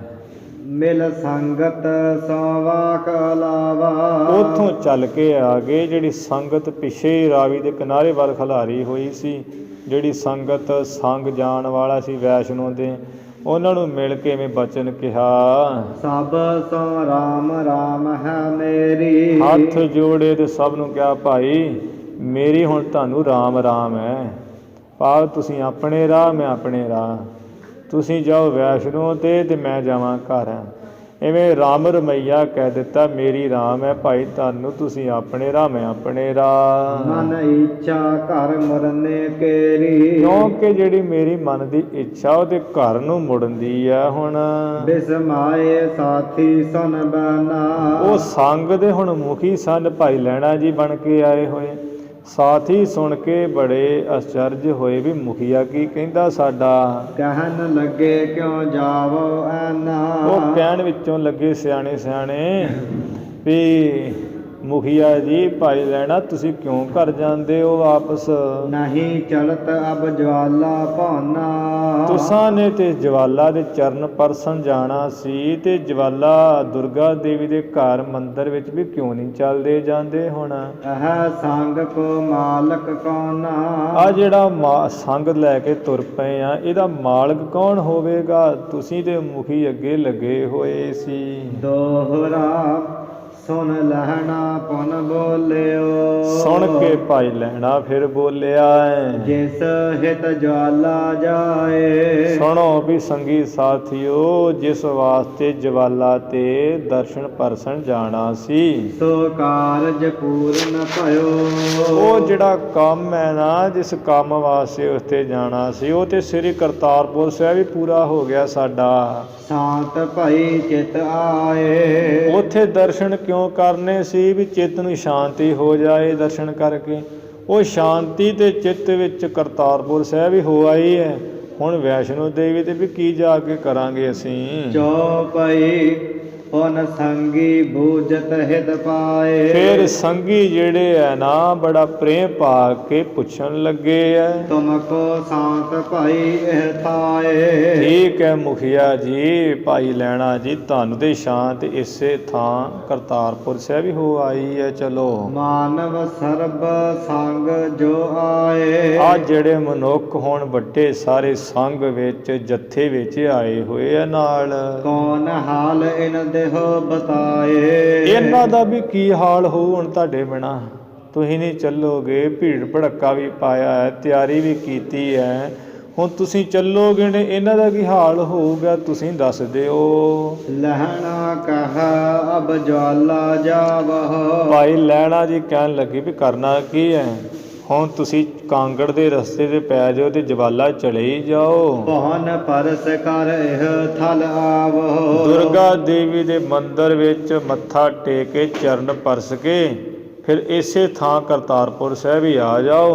ਮਨੋ ਕਾਮਨਾ ਨਿਜ ਨਿਜ ਧਾਰੀ। ਹੁਣ ਤੁਸੀਂ ਆਪੋ ਆਪਣੇ ਮਨਾਂ ਵਿੱਚ ਕਾਮਨਾ ਧਾਰ ਕੇ ਚਲੇ ਜਾਓ। ਦਰਸੋ ਸਤਿਗੁਰ ਦਰਸ ਦੁਖਾਰੀ। ਜੇ ਉੱਥੇ ਨਹੀਂ ਪੂਰੀ ਹੋਏਗੀ, ਜੋ ਦੁੱਖਾਂ ਦੇ ਵੈਰੀ ਹੈ ਗੁਰੂ ਨਾਨਕ ਸਾਹਿਬ ਜੀ, ਉਹਨਾਂ ਦੇ ਦਰਸ਼ਨ ਕਰ ਲਈ ਇੱਥੇ ਕਰਤਾਰਪੁਰ ਸਾਹਿਬ ਆ ਜਾਇਓ। ਕਿਰਪਾ ਨਿਧਾਨ ਕਿਰਪਾ ਕਰ ਤਬ ਹੀ। ਕਿਰਪਾ ਦੇ ਖਜ਼ਾਨੇ ਗੁਰੂ ਨਾਨਕ ਸਾਹਿਬ ਤਦੋਂ ਹੀ ਤੁਹਾਡੇ ਤੇ ਕਿਰਪਾ ਕਰ ਦੇਣਗੇ। ਆਸਾ ਤੁਮਰੀ ਪੂਰਹਿ ਸਭ ਹੀ। ਸਾਰੀਆਂ ਜਿਹੜੀਆਂ ਆਸਾਂ ਨਾ ਤੁਹਾਡੀਆਂ ਪੂਰੀਆਂ ਕਰਨ ਦੇਣਗੇ ਗੁਰੂ ਨਾਨਕ ਸਾਹਿਬ। ਇਉਂ ਕਹਿ ਬਿਦਾ ਕੀਨ ਤਿਨ ਸੰਗਾ। ਇਉਂ ਕਹਿ ਕਿ ਉਹ ਸਾਰਾ ਸੰਗ ਜਿਹੜਾ ਹੈ ਭਾਈ ਲਹਿਣਾ ਨੇ ਵਿਦਾ ਕਰ ਦਿੱਤਾ ਕਾਂਗੜੇ ਵੱਲ ਨੂੰ। ਗਇਓ ਸੰਗ ਜਵਾਲਾ ਸੋ ਮੰਗਾ। ਉਹ ਤੇ ਬੜੇ ਉਤਸ਼ਾਹ ਨਾਲ ਸੰਗ ਜਿਹੜਾ ਜਵਾਲਾ ਤੇ ਚਲਾ ਗਿਆ। ਦੁਰਗਾ ਦੇਵੀ ਤੇ ਢੋਲ ਢਮੱਕੇ ਵਜਾਉਂਦੇ। ਦੋਹਰਾ ਆਇਓ ਆਪ ਖਡੂਰ ਮਹਾ। ਆਪ ਭਾਈ ਲੈਣਾ ਖਡੂਰ ਨਗਰ ਵਿੱਚ ਆ ਗਏ। ਕਿਹ ਸੋ ਬੋਲ ਨਾ ਬਹਾਨਾ। ਇੱਥੇ ਆ ਕੇ ਕਿਸੇ ਨਾਲ ਕੋਈ ਬਚਨ ਨਹੀਂ ਬੋਲਿਆ ਵੀ ਮੈਂ ਤੇ ਜੀ ਵਾਪਸ ਮੁੜ ਆਇਆ ਵਾਂ। ਲਿਵ ਲਾਗੀ ਗੁਰ ਚਰਨ ਕੀ। ਕਿਉਂਕਿ ਗੁਰੂ ਮਹਾਰਾਜ ਦੇ ਚਰਨਾਂ ਦੀ ਲਿਵ ਲੱਗੀ ਹੋਈ ਸੀ। ਵਧੀ ਚਾਹੇ ਦਿਨ ਰਾਨਾ। ਰਾਤ ਹੋਵੇ ਦਿਨ ਹੋਵੇ, ਬਸ ਚਾਹਨਾ ਇੱਛਾ ਇਹੀ ਵਧੀ ਹੋਈ ਸੀ। ਚੌਪਈ ਆਏ ਲੋਕ ਸਭ ਬੂਝਤ ਭਏ। ਖਡੂਰ ਨਗਰ ਦੇ ਲੋਕ ਆਣ ਕੇ ਸਾਰੇ ਭਾਈ ਲਹਿਣਾ ਨੂੰ ਫਿਰ ਪੁੱਛਣ ਲੱਗੇ ਘਰੋਂ ਘਰੀ ਆ ਕੇ, ਤੁਮ ਤੋ ਜਵਾਲਾ ਪਰਸਨ ਗਏ। ਐ ਵੀ ਦੇਵੀ ਚੰਦ ਬਾਬੇ ਦੇ ਜਵਾਈ ਭਾਈ ਲੈਣੇ, ਤੁਸੀਂ ਤੇ ਜਵਾਲਾ ਦੇ ਚਰਨ ਪਰਸਣ ਵਾਸਤੇ ਗਏ ਹੋਏ ਸੀ। ਕਿਉ ਮਾਰਗ ਤੇ ਹਟ ਕਰ ਆਏ। ਕੀ ਕਾਰਨ ਹੋ ਗਿਆ ਤੁਸੀਂ ਰਸਤੇ ਵਿੱਚੋਂ ਮੁੜ ਕਰਕੇ ਵਾਪਸ ਆ ਗਏ ਹੋ ਖਡੂਰ ਨਗਰ? ਨਿਜ ਬਿਰਥਾ ਸਭ ਦੇਹੋ ਬਤਾਏ। ਆਪਣੀ ਜਿਹੜੀ ਬਿਰਥਾ ਹਾਲਤ ਗਤੀ ਹੈ ਵੀ ਕਾਰਨ ਕੀ ਹੋਇਆ, ਉਹ ਖੋਲ ਕੇ ਦੱਸ ਦਿਓ ਸਾਨੂੰ ਵੀ। ਲਹਿਣੇ ਕਹਿਓ ਨਾ ਅਬ ਕੇ ਗਇਓ। ਭਾਈ ਲੈਣਾ ਜੀ ਕਹਿਣ ਲੱਗੇ ਵੀ ਹਾਂ ਗਿਆ ਤੇ ਸਹੀ, ਪਰ ਮੈਂ ਹੁਣ ਗਿਆ ਨਹੀਂ, ਮੈਂ ਨਹੀਂ ਜਾਣਾ ਹੈ। ਸੰਗ ਵਿਦਾ ਕਰ ਮੈਂ ਘਰ ਆਇਓ। ਉਹ ਜਿਹੜਾ ਸੰਗ ਖੜਿਆ ਸੀ ਉਹ ਵਿਦਾ ਕਰਕੇ ਜਵਾਲਾ ਵਾਲੇ ਪਾਸੇ ਨੂੰ, ਤੇ ਆਪ ਮੈਂ ਘਰ ਆ ਗਿਆ ਖਡੂਰ ਸਾਹਿਬ। ਸੁਨ ਲੋਕਨ ਆਇਓ ਤੂਸ਼ਨ ਕੀਨੰ। ਸੁਣ ਕੇ ਉਹ ਲੋਕਾਂ ਨੇ ਚੁੱਪ ਜੀ ਧਾਰਨ ਕਰ ਲਈ ਵੀ ਚਲੋ ਕੋਈ ਗੱਲ ਹੋਈ ਹੋਊਗੀ ਆਪੋ ਵਿੱਚ ਹੀ। ਔਰ ਭੇਦ ਕੋ ਨਹਿ ਚੀਨੰ। ਹੋਰ ਕਿਸੇ ਨੇ ਭੇਦ ਨਹੀਂ ਜਾਣਿਆ ਵੀ ਸਭ ਤੇ ਵੱਡਾ ਸਤਿਗੁਰ ਨਾਨਕ ਉਹ ਪਰਮੇਸ਼ਰ ਨੂੰ ਮਿਲ ਗਏ ਹੈ ਤਾਂ ਕਰਕੇ ਮੁੜ ਆਏ। ਕਿਸੇ ਨੇ ਕੋਈ ਭੇਦ ਨਹੀਂ ਜਾਣਿਆ। ਨਿਜ ਨਿਕੇਤ ਮਹਿ ਬੈਠਿਓ ਜਾਈ। ਆਪਣੇ ਘਰ ਵਿੱਚ ਜਾ ਕੇ ਬੈਠ ਗਏ। ਕਿਸ ਕੇ ਸੰਗ ਨਾ ਕਛੂ ਅਲਾਈ। ਕਿਸੇ ਦੇ ਨਾਲ ਕੋਈ ਗੱਲਬਾਤ ਨਹੀਂ ਕੀਤੀ। ਅਤਸਾ ਹਿਰਦੇ ਬਿਖਾ ਉਦਾਸੀ। ਬਸ ਹਿਰਦੇ ਵਿੱਚ ਤੇ ਬਹੁਤ ਜ਼ਿਆਦੀ ਉਪਰਾਮਤਾ ਹੋ ਗਈ ਹੈ ਗੁਰੂ ਦੇ ਦਰਸ਼ਨਾਂ ਦੀ। ਏਕ ਨਿਸਾ ਨਿਜ ਬਸਿਓ ਵਾਸੀ। ਕਹਿੰਦੇ ਵਾਪਸ ਤੇ ਬੜੇ ਤੈਅ ਕਰਕੇ ਰਸਤਾ ਗਏ ਹੈ, ਇੱਕੋ ਰਾਤ ਹੀ ਆਪਣੇ ਘਰ ਵਿੱਚ ਵਸੇ ਹੈ ਭਾਈ ਲਹਿਣਾ ਜੀ ਖਡੂਰ ਸਾਹਿਬ ਵਿਖੇ। ਦੋਹਰਾ ਤਰਫਤ ਪੀ ਭੁਨ ਸਾਰ ਕੋਨਾ। ਜਿਉਂ ਜਲ ਵਿਹੂਨ ਮਛਲੀ ਤੜਫੜਾਏ, ਜਿਵੇਂ ਮਛਲੀ ਪਾਣੀ ਤੋਂ ਬਿਨਾਂ ਤੜਫਦੀ ਹੈ, ਐਵੇਂ ਤੜਫਦਿਆਂ ਤੜਫਦਿਆਂ ਰਾਤ ਕੱਟੀ ਭਾਈ ਲਹਿਣਾ ਜੀ ਨੇ ਤੇ ਸਵੇਰ ਹੋ ਆਈ। ਉਠ ਕੀਨੋ ਅਸ ਕਾਮਾ। ਉੱਠਦੇ ਹੀ ਕਹਿੰਦੇ ਇਸ ਤਰ੍ਹਾਂ ਦਾ ਕੰਮ ਕੀਤਾ। ਭਾਰ ਸਵਾ ਮਨ ਲੋਨ ਕੋ। ਸਵਾ ਮਣ ਭਾਰ, ਭਾਵ 50 ਕਿਲੋ ਜਿਹੜਾ ਲੂਣ ਦਾ ਭਾਰ ਪੰਡ ਜੀ ਲੈ ਕੇ ਕਾਢ ਲੀਨ ਨਿਜ ਧਾਮ। ਆਪਣੇ ਘਰੋਂ ਕੱਢ ਲਈ ਐ। ਚੌਪਈ ਭਗਨੀ ਸੁਤ ਆਵਾਸ਼ਨ ਤਾਹੀ। ਉਸ ਵੇਲੇ ਕਹਿੰਦੇ ਭੈਣ ਦਾ ਪੁੱਤਰ ਭਾਵ ਭਣੇਵਾ ਉਹ ਆਇਆ ਹੈ। ਉਂਝ ਗੁਰੂ ਅੰਗਦ ਦੇਵ ਸਾਹਿਬ ਮਹਾਰਾਜ ਦੀ ਕੋਈ ਸਗੀ ਭੈਣ ਤੇ ਹੈ ਨਹੀਂ ਸੀ। ਐਵੇਂ ਗਵਾਂਢ ਮੱਥੇ 'ਚ ਜਾਂ ਜਿਵੇਂ ਚਾਚੇ ਤਾਏ ਦੀਆਂ ਧੀਆਂ ਹੁੰਦੀਆਂ, ਐਵੇਂ ਕੋਈ ਭੈਣ ਸੀ ਨੇੜੇ ਤੇੜੇ ਦੇ, ਅਤੇ ਉਹਨਾਂ ਦਾ ਪੁੱਤਰ ਇੰਨੇ ਸਮੇਂ ਵਿੱਚ ਕਹਿੰਦੇ ਉਹ ਉੱਥੇ ਆ ਗਿਆ। ਮਿਲਿਓ ਸੋ ਹੇਤ ਕੀਨ ਮਨ ਮਾਹੀ। ਬਹੁਤ ਹੇਤ ਪ੍ਰੇਮ ਜਿਹਾ ਕਰਕੇ ਤੇ ਗੁਰੂ ਅੰਗਦ ਦੇਵ ਸਾਹਿਬ ਜੀ ਨੂੰ ਮਿਲਿਆ ਹੈ। ਹਿਤ ਸੋ ਕਹਿਓ ਕਾਜ ਅਸ ਕੀਜਾ। ਹਿਤ ਨਾਲ ਭਾਈ ਲਹਿਣਾ ਜੀ ਨੇ ਕਿਹਾ ਵੀ ਭਣੇਵੇਂ ਇਸ ਤਰ੍ਹਾਂ ਦਾ ਕੰਮ ਕਰ ਦਈਏ ਹਾਂ ਇੱਕ। ਮੋਰ ਸਿਰ ਭਾਰ ਉਠਾਏ ਸੋ ਦੀਜਾ। ਇਹ ਜਿਹੜਾ ਸਵਾ ਕਮਲ ਲੂਣ ਦਾ ਭਾਰ ਪੰਡ ਹੈ, ਇਹ ਸਾਡੇ ਸੀਸ ਉੱਪਰ ਉਠਾ ਦਈਏ, ਚੁਕਾ ਦਈਏ। ਸੋ ਬੋਲਿਓ ਮਾਤੁਲ ਜੀ ਸੁਣੀਏ। ਉਹ ਭਣੇਵਾ ਬੋਲਿਆ ਮਾਮਾ ਜੀ ਮੇਰਾ ਬਚਨ ਵੀ ਤਾਂ ਸੁਣੀਏ ਇੱਕ ਵਾਰ। ਬਹੁ ਮਾਨਵ ਤੁਮ ਆਏ ਸਮਨੀਏ। ਬਹੁਤ ਮਨੁੱਖ ਖਡੂਰ ਵਿੱਚ ਤੁਹਾਡੀ ਆਗਿਆ ਮੰਨਦੇ, ਤੁਹਾਡੇ ਕਹਿਣੇ ਤੇ ਚੱਲਦੇ ਹੈਗੇ ਵਾ। ਤਿਨ ਕੇ ਸਿਰ ਉੱਚ ਬਾਵੋ ਭਾਰਾ। ਤੁਸੀਂ ਕਿਸੇ ਨੂੰ ਕਹਿ ਕੇ ਤੇ ਕਿਸੇ ਇੱਕ ਮਨੁੱਖ ਨੂੰ ਲੈ ਕੇ ਉਹਦੇ ਸਿਰ ਤੇ ਪੰਡ ਦਾ ਭਾਰ ਚੁਕਾ ਦਿਓ ਤੇ ਪਹੁੰਚਾਏ ਕਰੋ ਨਿਜ ਕਾਰਾ। ਉਹ ਆਪੇ ਜਿੱਥੇ ਤੁਸਾਂ ਨੇ ਲੈ ਕੇ ਜਾਣੀ ਪਹੁੰਚਾ ਦੇਵੇਗਾ। ਐਵੇਂ ਆਪਣਾ ਕੰਮ ਕਾਰ ਢੰਗ ਨਾਲ ਕਰੋ ਜੀ। ਇਉ ਨਾ ਕਰੋ ਜੇ ਮੁਝ ਸਿਰ ਦੀਜਾ। ਜੇ ਤੁਸੀਂ ਐਵੇਂ ਨਹੀਂ ਨਾ ਕਰਨਾ ਵੀ ਆਪਾਂ ਕਿਸੇ ਨੂੰ ਨਹੀਂ ਕਹਿਣਾ ਤੇ ਮਾਮਾ ਜੀ ਇਹ ਜਿਹੜੀ ਪੰਡ ਲੂਣ ਦੀ ਮੇਰੇ ਸਿਰ ਉੱਪਰ ਰੱਖ ਦਈਏ। ਜਹਾਂ ਲੈ ਚੱਲੋ ਤਾਹੇ ਗਮਨੀਜਾ। ਜਿੱਥੇ ਤੁਸੀਂ ਲੈ ਚੱਲੋਗੇ ਉੱਥੇ ਮੈਂ ਲੈ ਕੇ ਚੱਲ ਪਵਾਂਗਾ ਚੁੱਕ ਕੇ ਪੰਡ ਨੂੰ। ਨਿਜ ਸਿਰ ਪਰ ਨਹਿ ਭਾਰ ਉਚਾਵਹੁ। ਪਰ ਤੁਸੀਂ ਆਪਣੇ ਸੀਸ ਉੱਪਰ ਇਹ ਪੰਡ ਦਾ ਭਾਰ ਬਿਲਕੁਲ ਨਾ ਚੁੱਕੋ। ਇਹ ਤਮ ਉਚਿਤ ਨਹੀਂ ਦੁਤ ਪਾਵਹੁ। ਕਿਉਂਕਿ ਇਹ ਤੁਹਾਨੂੰ ਯੋਗ ਨਹੀਂ ਹੈ ਤੇ ਤੁਸੀਂ ਸੋਭਾ ਨਹੀਂ ਪਾਉਂਦੇ ਤੇ ਅਸੀਂ ਸੋਭਾ ਨਹੀਂ ਪਾਉਂਦੇ ਵੀ ਮਾਮਾ ਜੀ ਨੇ ਪੰਡ ਚੁੱਕੀ ਹੋਈ ਹੈ। ਦੋਹਰਾ ਕਹਿ ਲਹਿਣਾ ਸੁਨ ਸਰੋਨ ਮਹਾ। ਉਸ ਵੇਲੇ ਭਾਈ ਲਹਿਣਾ ਜੀ ਕਹਿਣ ਲੱਗੇ ਦੇਖ ਭਣੇਵੇਂ ਤੂੰ ਕੰਨ ਵਿੱਚ ਸਾਡਾ ਬਚਨ ਵੀ ਸੁਣ। ਜੇ ਕੁਛ ਪਦਾਰਥ ਪਾਏ। ਜੇ ਵੀ ਕੁਝ ਪਦਾਰਥ ਕੋਈ ਮਨੁੱਖ ਉਹਨੂੰ ਪਾਲ ਲੇ, ਹਾਸਲ ਕਰ ਲਵੇ। ਸੋ ਲੇਵਾ ਤੂੰ ਕਾ ਨਹੀਂ। ਭਾਵ ਜੇ ਤੂੰ ਪਦਾਰਥ ਕੋਈ ਪਾ ਲਵੇਂ ਵੀ ਤੂੰ ਉਸ ਪਦਾਰਥ ਨੂੰ ਲਵੇਂਗਾ ਅਥਵਾ ਨਹੀਂ ਲਵੇਂਗਾ। ਕਿਦੋਂ ਦੇ ਕੇ ਸਜਾਏ। ਅਥਵਾ ਉਹ ਪਦਾਰਥ ਲੈ ਕੇ ਕਿਸੇ ਹੋਰ ਨੂੰ ਦੇ ਦੇਂਗਾ ਵੀ ਆ ਤੁਸੀਂ ਲੈ ਲਓ ਮੈਂ ਨਹੀਂ ਲੈਣਾ।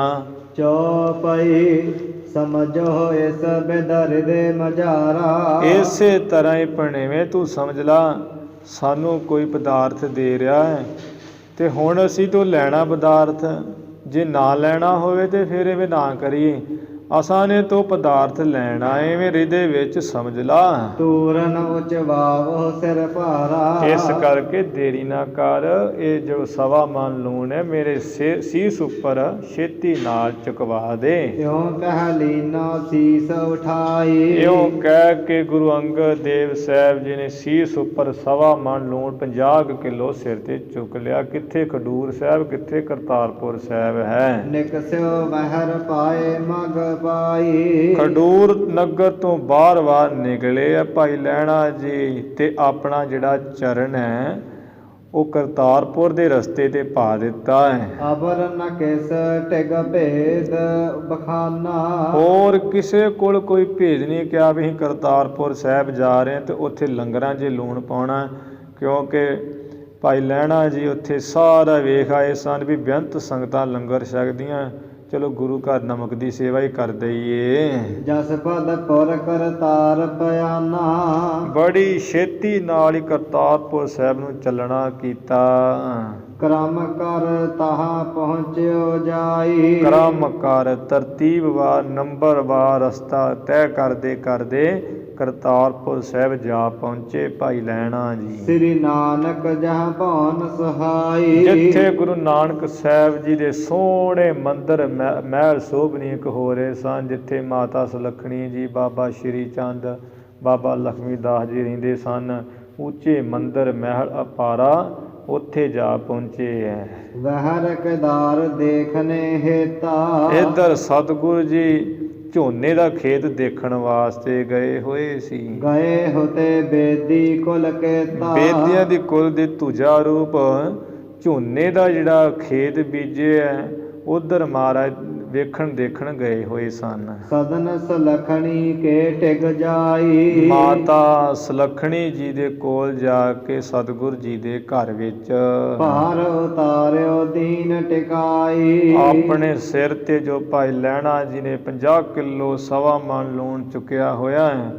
ਉਹ ਠਾਂ ਲਾ ਕਰਕੇ ਟਿਕਾ ਦਿੱਤਾ ਇੱਕ ਥਾਂ ਤੇ। ਪੂਜਨ ਲੱਗਿਓ ਗੁਰੂ ਗੋਸਾਈ। ਫਿਰ ਭਾਈ ਲਹਿਣਾ ਪੁੱਛਣ ਲੱਗਿਆ, ਮਾਤਾ ਜੀ ਜੋ ਗੁਰੂ ਨਾਨਕ ਸਾਹਿਬ ਜੀ ਸੰਸਾਰ ਦੇ ਸਾਈਂ ਮਾਲਕ ਹਨ, ਕਿਤ ਦਿਸ ਗਮਨੇ ਦੇਹੋ ਬਤਾਈ। ਕਿਸ ਤਰਫ ਮਹਾਰਾਜ ਗਏ ਹੋਏ ਹੈ ਮਾਤਾ ਜੀ ਦੱਸ ਦਿਓ। ਕਹ ਸੁਲੱਖਣੀ ਕੋ ਤੂੰ ਅਹਾਈ। ਮਾਤਾ ਸੁਲੱਖਣੀ ਜੀ ਨੇ ਕਦੀ ਪਹਿਲਾਂ ਵੇਖੇ ਨਹੀਂ ਸਨ, ਜਿਸ ਕਰਕੇ ਕਹਿਣ ਲੱਗੇ ਵੀ ਭਾਈ ਪਿਆਰੇ ਤੂੰ ਕੌਣ ਹੈ। ਕਿਉਂ ਭੂਜਤ ਕਿਸ ਪੁਰ ਮਹਿ ਰਹਾਈ। ਕਿਉਂ ਤੂੰ ਪੁੱਛਦਾ ਹੈ ਤੇ ਕਿਸ ਸ਼ਹਿਰ ਵਿੱਚ, ਕਿਸ ਨਗਰ ਵਿੱਚ ਰਹਿੰਦਾ ਹੈ। ਭਾਰ ਬਿਖਾ ਕਿਆ ਆਨਿਓ ਤੋਹੀ। ਕਿਉਂਕਿ ਗੁਰੂ ਨਾਨਕ ਸਾਹਿਬ ਜੀ ਦੀ ਤੇ ਉਮਰ 65 ਸਾਲ ਦੇ ਕਰੀਬ ਘੱਟੋ ਘੱਟ ਮਹਾਰਾਜ ਦੀ ਹੋ ਗਈ, 60-65 ਦੇ ਸਾਲ, ਤੇ ਗੁਰੂ ਅੰਗਦ ਦੇਵ ਮਹਾਰਾਜ ਦੀ ਸਾਰੀ ਉਮਰ 27-28 ਸਾਲ ਦੀ ਸੀ, ਭਾਵ ਬੱਚਿਆਂ ਸਮਾਨ ਸਨ ਗੁਰੂ ਨਾਨਕ ਦੇਵ ਮਹਾਰਾਜ ਦੇ ਭਾਈ ਲਹਿਣਾ ਜੀ। ਤੇ ਮਾਤਾ ਜੀ ਕਹਿੰਦੇ, ਤਾਂ ਹੀ ਕਹਿੰਦੇ ਵੀ ਪੁੱਤਰ ਜੀ, ਜਾਂ ਉਹਦੇ ਉਸ ਵੇਲੇ ਕਿਹਾ ਭਾਈ ਪਿਆਰੇ ਤੂੰ ਕੌਣ ਹੈ ਤੇ ਕਿਉਂ ਪੁੱਛਦਾ ਮਹਾਰਾਜ ਬਾਰੇ, ਕਿਹੜੇ ਨਗਰ ਸ਼ਹਿਰ ਵਿੱਚ ਰਹਿੰਦਾ ਹੈ। ਭਾਰ ਵਿਖਿਆ ਕਿਆ ਆਨਿਓ ਤੋਹੀ। ਇਹ ਪੰਡ ਵਿੱਚ ਤੁਸਾਂ ਨੇ ਕੀ ਲਿਆਂਦਾ ਹੈ। ਦੇਹੋ ਬਤਾਏ ਕਾਜ ਜੋ ਹੋਹੀ। ਜੋ ਤੁਹਾਨੂੰ ਗੁਰੂ ਨਾਨਕ ਸਾਹਿਬ ਜੀ ਨਾਲ ਕੰਮ ਕਾਜ ਉਹ ਵੀ ਸਾਨੂੰ ਦੱਸ ਦਿਓ। ਸੁਣ ਕਾ ਲਹਣੇ ਗਿਰਾ ਅਲਾਈ। ਸੁਣ ਕੇ ਮਾਤਾ ਜੀ ਤੋਂ ਭਾਈ ਲਹਿਣਾ ਜੀ ਨੇ ਬਚਨ ਕਿਹਾ, ਭਾਰ ਲਵਣ ਕੋ ਹੈ ਇਹ ਮਾਈ। ਮਾਤਾ ਜੀ ਇਹ ਜਿਹੜਾ ਭਾਰ ਪੰਡ ਇਹ ਲੂਣ ਹੈ, ਨਮਕ ਹੈ ਗੁਰੂ ਕੇ ਲੰਗਰਾਂ ਵਾਸਤੇ। ਆਨਿਓ ਭੇਟ ਦੇਣ ਕੇ ਕਾਜੇ। ਮੈਂ ਭੇਟਾ ਦੇਣ ਵਾਸਤੇ ਇਸ ਲੂਣ ਦੀ ਪੰਡ ਨੂੰ ਲਿਆਂਦਾ ਹੈ ਜੀ। ਕਰਹੁ ਗੁਰੂ ਗਰੀਬ ਨਿਵਾਜੇ। ਜੋ ਗੁਰੂ ਗਰੀਬ ਨਿਵਾਜ ਗੁਰੂ ਨਾਨਕ ਸਾਹਿਬ ਜੀ ਜੋ ਬੜੇ ਲੰਗਰ ਚਲਾ ਰਹੇ ਹੈ, ਉਹ ਲੰਗਰਾਂ ਵਾਸਤੇ ਮੈਂ ਲੂਣ ਦੀ ਪੰਡ ਨੂੰ ਮਾਤਾ ਜੀ ਲਿਆਂਦਾ ਹੈ। ਰਾਖੋ ਇਹੋ ਨਿਕੇਤ ਕੇ ਮਾਹੀ। ਮਹਾਰਾਜ ਜੀ ਨੂੰ ਭੇਟਾ ਕਰਾਂਗਾ, ਇਸ ਵਾਸਤੇ ਮਾਤਾ ਜੀ ਨੂੰ ਸੋਹਣੇ ਥਾਂ ਤੇ ਘਰ ਵਿੱਚ ਰੱਖੋ।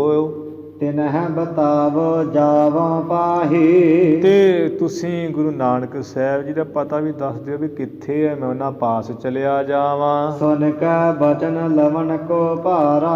ਸੁਣ ਕੇ ਮਾਤਾ ਜੀ ਭਾਈ ਲਹਿਣੇ ਤੋਂ ਬਚਨ ਜੋ ਲੂਣ ਦੀ ਭਾਰ ਦਾ ਭਾਂਡ ਹੈਗਾ ਸੀ, ਰਖਵਾਇਓ ਨਿਜ ਸਦਨ ਮਝਾਰਾ। ਦਾਸਾਂ ਨੂੰ ਕਹਿ ਕਰਕੇ ਆਪਣੇ ਘਰ ਵਿੱਚ ਸੋਹਣੇ ਥਾਂ ਤੇ ਰਖਵਾ ਲਿਆ ਹੈ। ਕਹਿਓ ਕਿਦਾਰ ਧਾਨ ਕੇ ਜਹਵਾ। ਮਾਤਾ ਜੀ ਕਹਿਣ ਲੱਗੇ, ਪੁੱਤਰ ਭਾਈ ਪਿਆਰੇ, ਜਿੱਥੇ ਆ ਝੋਨੇ ਦਾ ਹੈਗਾ ਨਾ ਖੇਤ, ਕਰਵਾਵਹਿ ਕ੍ਰਿਤ ਬੈਠੇ ਤਹਵਾ। ਗੁਰੂ ਮਹਾਰਾਜ ਉੱਥੇ ਬੈਠੇ ਹੋਏ ਆ ਤੇ ਦਾਸਾਂ ਪਾਸੋਂ ਕੰਮ ਕਰਵਾ ਰਹੇ ਆ ਝੋਨੇ ਵਿੱਚੋਂ ਘਾਤ ਕਢਾਉਣ ਦਾ। ਤਬ ਗਮਨਿਓ ਜਿਤ ਦਿਸ਼ਾ ਬਤਾਏ। ਤਦੋਂ ਭਾਈ ਲਹਿਣਾ ਜੀ ਚੱਲ ਪਿਆ ਜਿਸ ਤਰਫ ਮਾਤਾ ਜੀ ਨੇ ਦੱਸਿਆ ਹੋਇਆ ਸੀ। ਦੇਖਤ ਦੂਰ ਤੇ ਰਹਿ ਹੁਲਸਾਏ। ਗੁਰੂ ਸਾਹਿਬ ਜੀ ਨੂੰ ਦੂਰੋਂ ਹੀ ਦੇਖ ਕੇ ਬੜਾ ਪ੍ਰਸੰਨ ਹੋ ਰਹੇ ਵੀ ਮਹਾਰਾਜ ਉਹ ਸਾਹਮਣੇ ਬੈਠੇ ਹੋਏ। ਪਰਮ ਪ੍ਰੇਮ ਕਰ ਕੈ ਤਤਕਾਲਾ।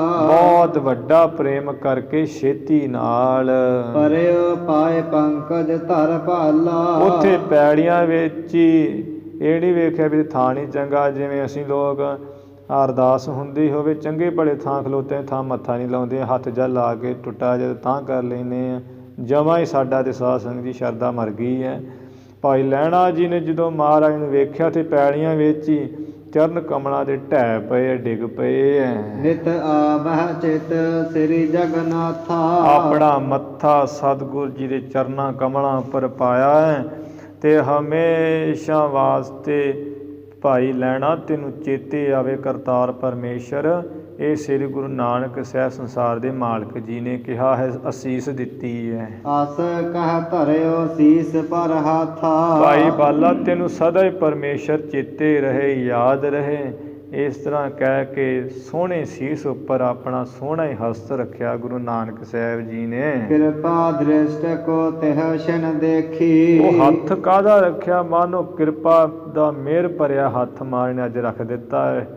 ਤੇ ਕਿਰਪਾ ਦੀ ਦ੍ਰਿਸ਼ਟੀ ਨਾਲ ਉਸ ਵੇਲੇ ਭਾਈ ਲਹਿਣਾ ਜੀ ਬੰਨੀ ਦੇਖਿਆ। ਸਰਦਾ ਉਪਜੀ ਹਿਰਦੈ ਬਸੇਖੀ। ਜਿਹੜੀ ਹਿਰਦੇ ਵਿੱਚ ਨਾ ਸ਼ਰਧਾ ਵਿਸ਼ੇਸ਼ ਕਰਕੇ ਭਾਈ ਲਹਿਣਾ ਦੇ ਬਹੁਤ ਜ਼ਿਆਦੀ ਪੈਦਾ ਹੋ ਗਈ, ਉਪਜ ਗਈ ਹੈ। ਆਪਣੋ ਤਨ ਮਨ ਜੋ ਸਰਬੰਸੇ। ਆਪਣਾ ਤਨ ਮਨ ਜੋ ਸਾਰਾ ਸਰਬੰਸ ਹੈ, ਭਾਵ ਪਰਿਵਾਰ ਕੀ ਜੋ ਘਰ ਵਿੱਚ ਧਨ ਜੋ ਵੀ ਕੁਝ ਹੈਗਾ ਨਾ ਖਡੂਰ ਵਿੱਚ ਆਪਣੇ ਘਰ ਵਿੱਚ ਸਾਰਾ ਤਨ ਮਨ ਤੇ ਸਾਰਾ ਸਰਬੰਸ ਸੀ। ਅਰਪਿਓ ਤ੍ਰੇਹਨ ਕੁਲ ਅਵਤੰਸੇ। ਤ੍ਰੇਣਾ ਦੇ ਕੁੱਲ ਦੇ ਸ਼੍ਰੋਮਣੀ ਮੁਕਟ ਮੋਰ ਗੁਰੂ ਅੰਗਦ ਦੇਵ ਸਾਹਿਬ ਜੀ ਨੇ ਅਰਪਣ ਕਰ ਦਿੱਤਾ। ਮਹਾਰਾਜ ਅੱਜ ਤੋਂ ਸਰੀਰ ਵੀ ਤੁਹਾਡਾ, ਅੱਜ ਤੋਂ ਮਨ ਵੀ ਤੁਹਾਡਾ, ਘਰ ਵਿੱਚ ਜੋ ਕੁਝ ਪੈਸਾ ਧੇਲਾ ਮਾੜਾ ਚੰਗਾ ਹੈਗਾ ਉਹ ਵੀ ਤੁਹਾਡਾ ਹੈ। ਇਹ ਇਸ ਤਰ੍ਹਾਂ ਅਰਪਣ ਕਰ ਦਿੱਤਾ। ਇਨ ਸੋ ਕਾਰਜ ਨਿਜ ਨਹਿ ਰਾਖਾ। ਉਹ ਕੀ ਕਹਿ ਦਿੱਤਾ ਕਿ ਮਹਾਰਾਜ ਇਹ ਤਨ ਵੀ ਤੁਹਾਡਾ, ਭਾਵ ਜਿੱਥੇ ਸਰੀਰ ਨੂੰ ਲਾ ਦਿਓ ਉੱਥੇ ਲੱਗ ਜਾਵਾਂਗੇ।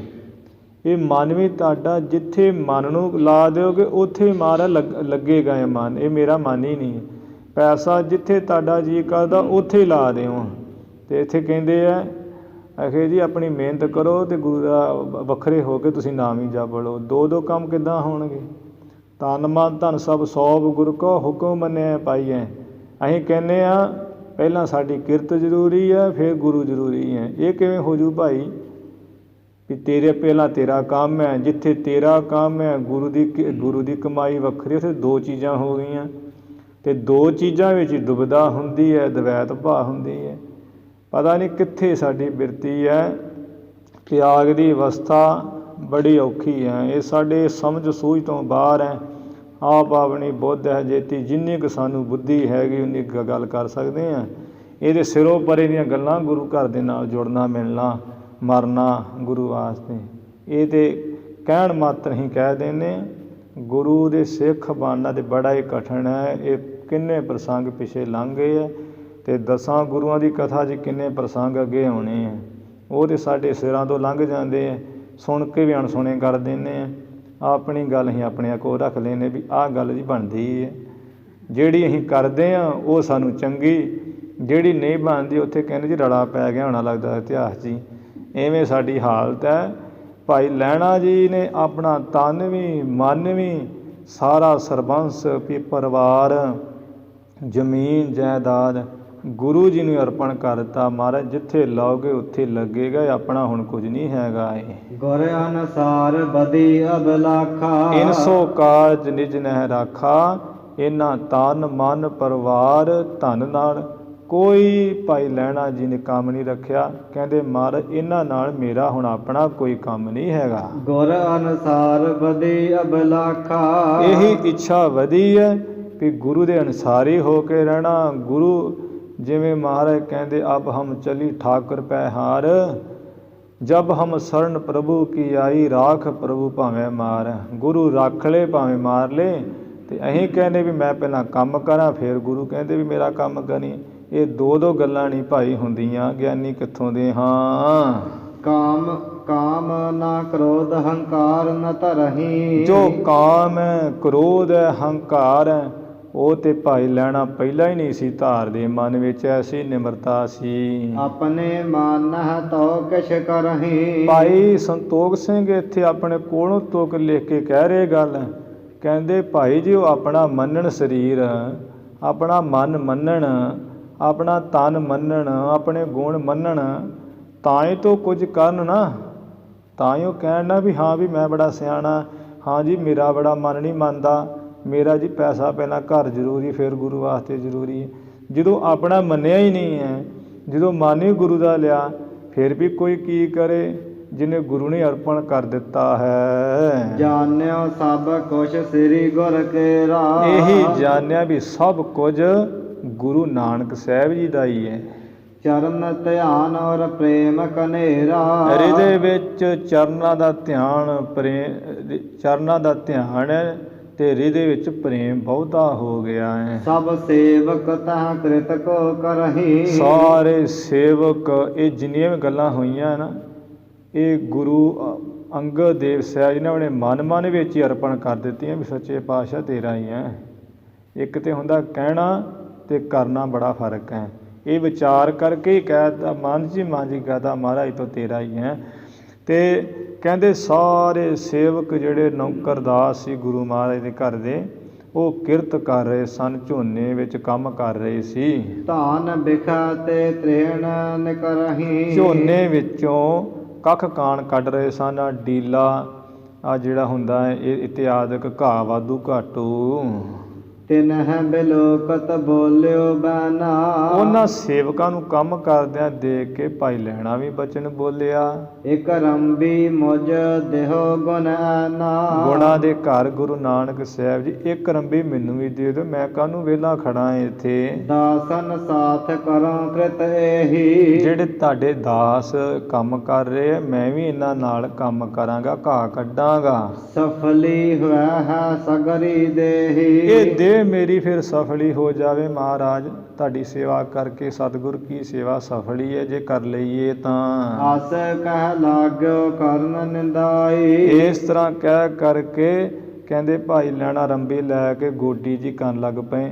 ਉਹ ਡੀਲਾ ਘਾਹ ਜਿਹਾ ਵਾਧੂ ਘਾਟੂ ਕੱਢਣ ਲੱਗ ਪਏ ਜਿਵੇਂ ਜਿੰਨਾ ਕੁ ਹੁੰਦਾ ਸੀ। ਕਰਤ ਹੋਤੇ ਸੇਵਕ ਜਿਹ ਥਾਈ, ਜਿਸ ਥਾਂ ਸੇਵਕ ਸਾਰੇ ਰਲ ਮਿਲ ਕੇ ਕੰਮ ਕਰ ਰਹੇ ਸੀ। ਇੱਕ ਘਟਕਾ ਲੱਗ ਕੀਨੀ ਕਾਰਾ, ਇੱਕ ਘੜੀ ਤੱਕ ਜਦੋਂ ਕਾਰ ਸੇਵਾ ਕੀਤੀ 24 ਮਿੰਟ ਰੰਬੀ ਚਲਾਈ ਹੈ।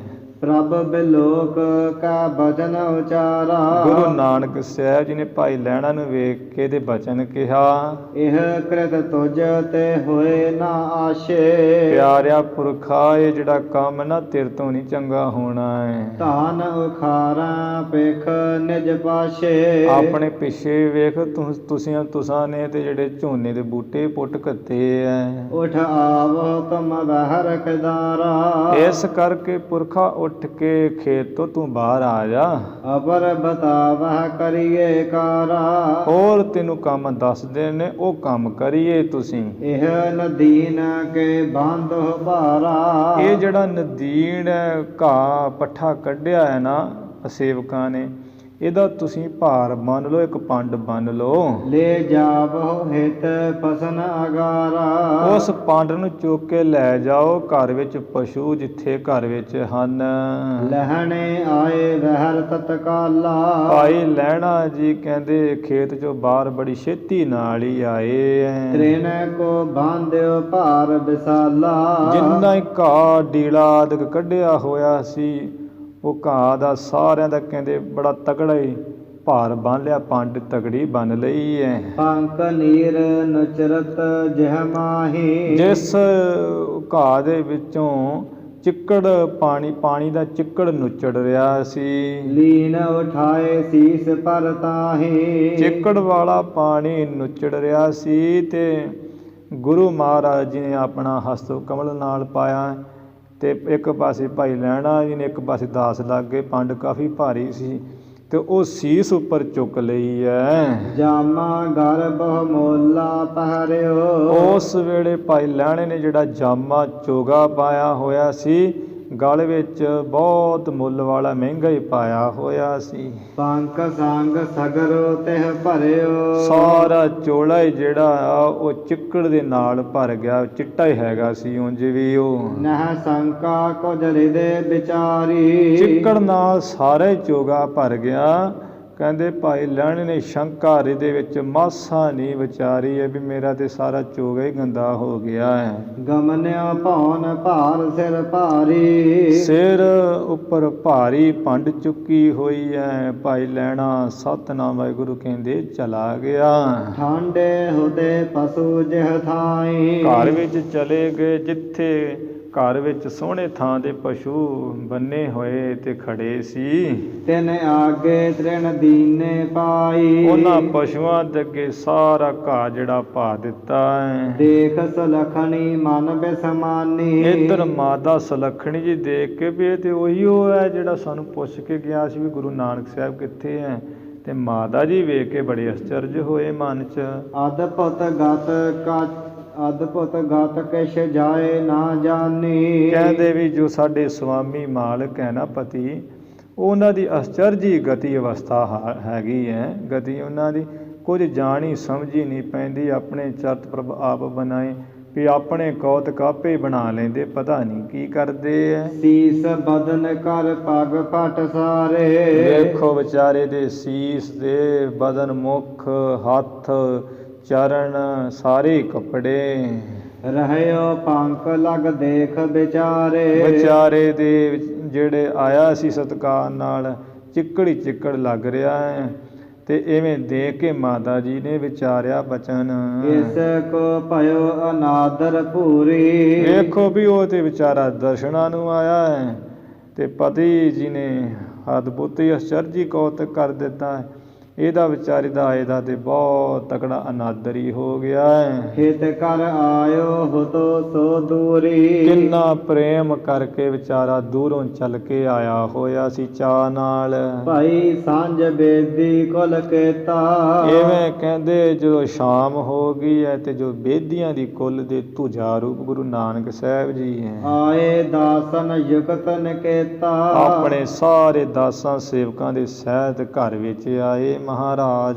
ਦੇਖ ਸੁਲਖਣੀ ਬਚਨ ਬਖਾਨੇ। ਦੇਖ ਕੇ ਸਤਿਗੁਰਾਂ ਜੀ ਨੂੰ ਮਾਤਾ ਸੁਲੱਖਣੀ ਜੀ ਨੇ ਬਚਨ ਕਹੇ। ਕਰਹੁ ਨਿਰਾਦਰ ਮਨੁਜ ਮਹਾਨੇ। ਦੇਖ ਲਓ ਸੁਆਮੀ ਜੀ ਜਿਹੜੇ ਮਹਾਨ ਪੁਰਸ਼ ਇਵੇਂ ਆਉਂਦੇ ਨਾ ਤੁਹਾਡੇ ਕੋਲ ਮਿਲਣ ਗਿਲਣ, ਤੁਹਾਡੇ ਦਰਸ਼ਨ ਕਰਨ, ਤੁਸੀਂ ਉਹਨਾਂ ਦਾ ਬੜਾ ਹੀ ਨਿਰਾਦਰ ਕਰਦੇ ਹੋ ਜੀ। ਉੱਤਮ ਪੁਰਖ ਆਜ ਜੋ ਆਇਓ। ਕਿੰਨਾ ਉੱਤਮ ਪੁਰਖ ਸੀ ਵਿਚਾਰਾ ਤੇ ਉਹ ਅੱਜ ਆਪਣੇ ਕੋਲ ਆਇਆ ਸੀ। ਗਰ ਜਾਮਾ ਬਹੁ ਮੋਲ ਸੁਹਾਇਓ। ਉਹਨਾਂ ਦੇ ਗਲ ਵਿੱਚ ਜਾਮਾ ਚੋਗਾ ਵੀ ਬੜਾ ਮੁੱਲ ਵਾਲਾ ਸੋਭਨੀਕ ਹੈਗਾ ਸੀ ਪਾਇਆ ਹੋਇਆ। ਤਿਹ ਸਿਰ ਪੰਕ ਭਰਿਓ ਬਹੁ ਭਾਰੂ। ਤੇ ਤੁਸਾਂ ਨੇ ਪੰਡ ਦਾ ਭਾਰ ਬਹੁਤਾ ਭਰਿਆ ਹੋਇਆ ਉਹਦੀ ਸੀਸ ਉੱਪਰ ਰੱਖ ਦਿੱਤਾ, ਜਿਸ ਕਰਕੇ ਸਾਰਾ ਚੋਲਾ ਹੀ ਚਿੱਕੜ ਨਾਲ ਭਰ ਗਿਆ ਹੈ ਜੀ। ਸੋਚ ਵਾਏ ਚੀਰ ਕਰ ਖਵਾਰੂ। ਉਹ ਤੁਸਾਂ ਨੇ ਪੰਡ ਦਾ ਤਗੜਾ ਹੀ ਭਾਰ ਚੁਕਾ ਕੇ ਤੇ ਉਹਨਾਂ ਦਾ ਚੋਗਾ ਸਾਰਾ ਖੱਜਰ ਖਵਾਰੀ ਕਰ ਦਿੱਤਾ, ਗੰਦਾ ਹੀ ਕਰ ਦਿੱਤਾ, ਮੈਲਾ। ਗੁਣ ਖਾਨੀ ਸੁਨ ਬੈਨ ਉਚਾਰੇ, ਗੁਣਾਂ ਦੀ ਖਾਨ ਗੁਰੂ ਨਾਨਕ ਸਾਹਿਬ ਜੀ ਸੁਣ ਕੇ ਬਚਨ ਉਚਾਰੇ। ਨਹੀਂ ਪੰਕ ਸੰਗ ਭਰਿਓ ਭਾਰੇ, ਐ ਪਤਨੀ ਕਰਮਾਂ ਵਾਲੀਏ ਸੁਲੱਖਣੀ, ਇਹ ਜੋ ਪੰਡ ਦਾ ਭਾਰ ਹੈ ਨਾ, ਇਹ ਚਿੱਕੜ ਨਾਲ ਨਹੀਂ ਸੀ ਭਰਿਆ। ਦੀਨ ਦੁਨੀ ਕਾ ਸ਼ਤਰ ਸੋਧੀਓ, ਉਹ ਪੰਡ ਥੋੜੀ ਚਿੱਕੜ ਵਾਲੀ ਹੈ ਸੁਲੱਖਣੀ, ਉਹ ਤੇ ਦੀਨ ਦੁਨੀ ਦਾ ਛਤਰ ਸੀ ਦਿੱਤਾ ਹੀ, ਉਹਦੇ ਇਸ ਲੋਕ ਦਾ ਤੇ ਪਰਲੋਕ ਦਾ ਛਤਰ ਦਿੱਤਾ ਹੋਇਆ ਭਾਈ ਲੈਣੇ ਨੂੰ। ਅਪਰ ਨਾਇ ਸਮ ਜਗ ਮਹਿ ਬੀਓ, ਇਹ ਭਾਈ ਲੈਣੇ ਵਰਗਾ ਨਾ ਇਸ ਸੰਸਾਰ ਦੇ ਵਿੱਚ ਇਹਨਾਂ ਦੇ ਬਰਾਬਰ ਦਾ ਕੋਈ ਨਹੀਂ ਹੋਏਗਾ, ਨਾ ਹੈਗਾ ਤੇ ਨਾ ਹੋਏਗਾ ਹੀ। ਪੰਕ ਜਾਨ ਤੁਮ ਕੋ ਦ੍ਰਿਸ਼ਟਾਵਾ, ਜੋ ਸੁਲੱਖਣੀ ਤੁਹਾਨੂੰ ਜੋ ਚਿੱਕੜ ਵਾਲੀ ਪੰਡ ਦਿਸਦੀ ਹੈ ਨਾ, ਕੇਸਰ ਕੋ ਹਮ ਨ ਛਿੜਕਾਵਾ, ਜੋ ਤੁਹਾਨੂੰ ਚਿੱਕੜ ਦੇਖਣ ਵਿੱਚ ਦ੍ਰਿਸ਼ਟੀ 'ਚ ਆਉਂਦਾ ਹੈ, ਉਹ ਚਿੱਕੜ ਨਹੀਂ ਹੈ ਸੇ ਸੁਲੱਖਣੀ ਪਤਨੀ, ਉਹ ਤੇ ਕੇਸਰ ਹੈ ਅਸਾਂ ਨੇ ਛਿੜਕਿਆ ਹੋਇਆ। ਅਬ ਤੁਮ ਦੇਖ ਖਰੋ ਤੁਮ ਨੇਰੇ, ਤੁਹਾਡੇ ਨੇੜੇ ਹੀ ਹੈ ਨਾ ਖੜਾ ਭਾਈ ਲੈਣਾ, ਹੁਣ ਤੂੰ ਧਿਆਨ ਨਾਲ ਦੇਖ।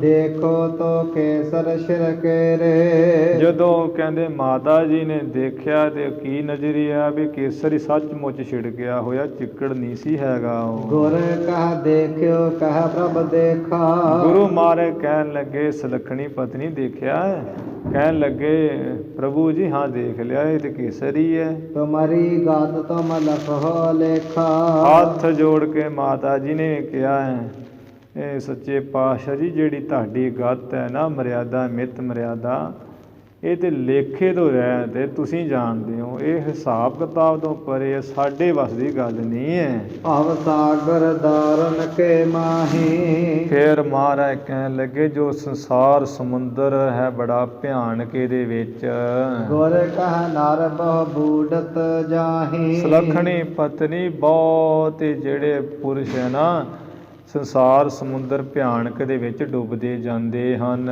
ਬਹੁ ਨਰ ਕੋ ਮਲਾਹ ਇਹ ਹੋਈ, ਜਿਨ੍ਹਾਂ ਨੂੰ ਤੁਸਾਂ ਨੇ ਕਿਹਾ ਨਾ ਵੀ ਅਸੀਂ ਚਿੱਕੜ ਵਾਲੀ ਪੰਡ ਚਕਾਈ ਹੈ, ਉਹਨਾਂ ਨੂੰ ਦੀਨ ਦੁਨੀ ਦਾ ਛਤਰ ਦਿੱਤਾ ਹੈ, ਤੇ ਇਹ ਭਾਈ ਲੈਣਾ ਇਹ ਸਾਰੇ ਪੁਰਸ਼ਾਂ ਵਾਸਤੇ ਮਲਾਹ ਹੋਣਗੇ। ਪਾਰ ਕਰਹਿ ਭਵ ਸਾਗਰ ਜੋਈ, ਜੋ ਸੰਸਾਰ ਸਮੁੰਦਰ ਬੜਾ ਡੂੰਘਾ ਪਦਾਰਥਾਂ ਦੇ ਪਾਣੀ ਨਾਲ ਭਰਿਆ, ਕਾਮ ਕ੍ਰੋਧ ਲੋਭ ਮੋਹ ਹੰਕਾਰ ਜੀਵ ਜੰਤੂ ਵੱਡੇ ਵੱਡੇ ਮੱਛ ਵਸਦੇ ਦੇ ਵਿੱਚ, ਇਹਦੇ ਤੋਂ ਪਾਰ ਕਰੇਗਾ ਇਹ ਮਲਾਹ ਰੂਪ ਹੋ ਕੇ ਬਹੁਤਿਆਂ ਨੂੰ। ਤੂਸ਼ਨ ਭਾਈ ਸੁਲੱਖਣੀ ਸੁਨ ਕਾ, ਇਹ ਬਚਨ ਸੁਣ ਕੇ ਮਾਤਾ ਸੁਲੱਖਣੀ ਦੇ ਚੁੱਪ ਹੋ ਗਏ।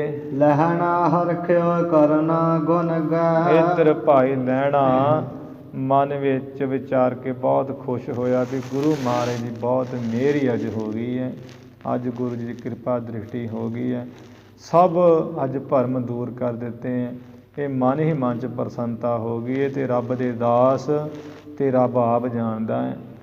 ਅੰਦਰਲੀਆਂ ਖੇਡਾਂ ਹਨ ਇਹ ਸਾਧ ਸੰਗਤ ਜੀ। ਭਾਈ ਲਹਿਣਾ ਜੀ ਅੰਦਰੇ ਅੰਦਰ ਸਮਝ ਗਏ ਵੀ ਮਹਾਰਾਜ ਨੇ ਕਿਰਪਾ ਅੱਜ ਕਰ ਦਿੱਤੀ ਹੈ। ਇਤ ਸ੍ਰੀ ਗੁਰੂ ਨਾਨਕ ਪ੍ਰਕਾਸ਼ ਗ੍ਰੰਥੇ ਉਤਰਾਰਦੇ, ਸ੍ਰੀ ਅੰਗਦ ਜੀ ਮਿਲਾਪ ਪ੍ਰਸੰਗਾ, ਵਰਣਨੰ ਨਾਮ 47ਵਾਂ ਅਧਿਆਏ। ਇੱਥੇ ਸ੍ਰੀ ਗੁਰੂ ਨਾਨਕ ਪ੍ਰਕਾਸ਼ ਗ੍ਰੰਥ ਦੇ ਅਖੀਰਲੇ ਹਿੱਸੇ ਦੇ 47 ਅਧਿਆਏ ਸਮਾਪਤ ਹੋ ਗਏ। ਧੰਨ ਧੰਨ ਸ੍ਰੀ ਗੁਰੂ ਨਾਨਕ ਦੇਵ ਜੀ ਮਹਾਰਾਜ। ਗੁਰੂ ਕੀ ਸੰਗਤ ਬਖਸ਼ਣਾ ਰਹਿ ਬਖਸ਼ ਲੈਣਾ ਜੀ। ਭੁੱਲਾਂ ਚੁੱਕਾਂ ਦੀ ਖਿਮਾ ਵਿਚਾਰਾਂ ਦੀ ਸਮਾਪਤੀ। ਬਹੁ ਨਰ ਕੋ ਮਲਾਹ ਇਹ ਹੋਈ, ਪਾਰ ਕਰਹਿ ਭਵ ਸਾਗਰ ਜੋਈ। ਤੂਸ਼ਨ ਭਾਈ ਸੁਲੱਖਣੀ ਸੁਨ ਕਾ, ਲਹਣਾ ਹਰਖਿਓ ਕਰਨਾ ਗੁਣ ਕਾ। ਇਤ ਸ੍ਰੀ ਗੁਰੂ ਨਾਨਕ ਪ੍ਰਕਾਸ਼ ਗ੍ਰੰਥੇ ਉਤਰਾਰਦੇ, ਸ੍ਰੀ ਅੰਗਦ ਜੀ ਮਿਲਾਪ ਪ੍ਰਸੰਗਾ, ਵਰਣਨੰ ਨਾਮ 47ਵਾਂ ਅਧਿਆਏ। ਵਾਹਿਗੁਰੂ ਜੀ ਕਾ ਖਾਲਸਾ, ਵਾਹਿਗੁਰੂ ਜੀ ਕੀ ਫਤਿਹ।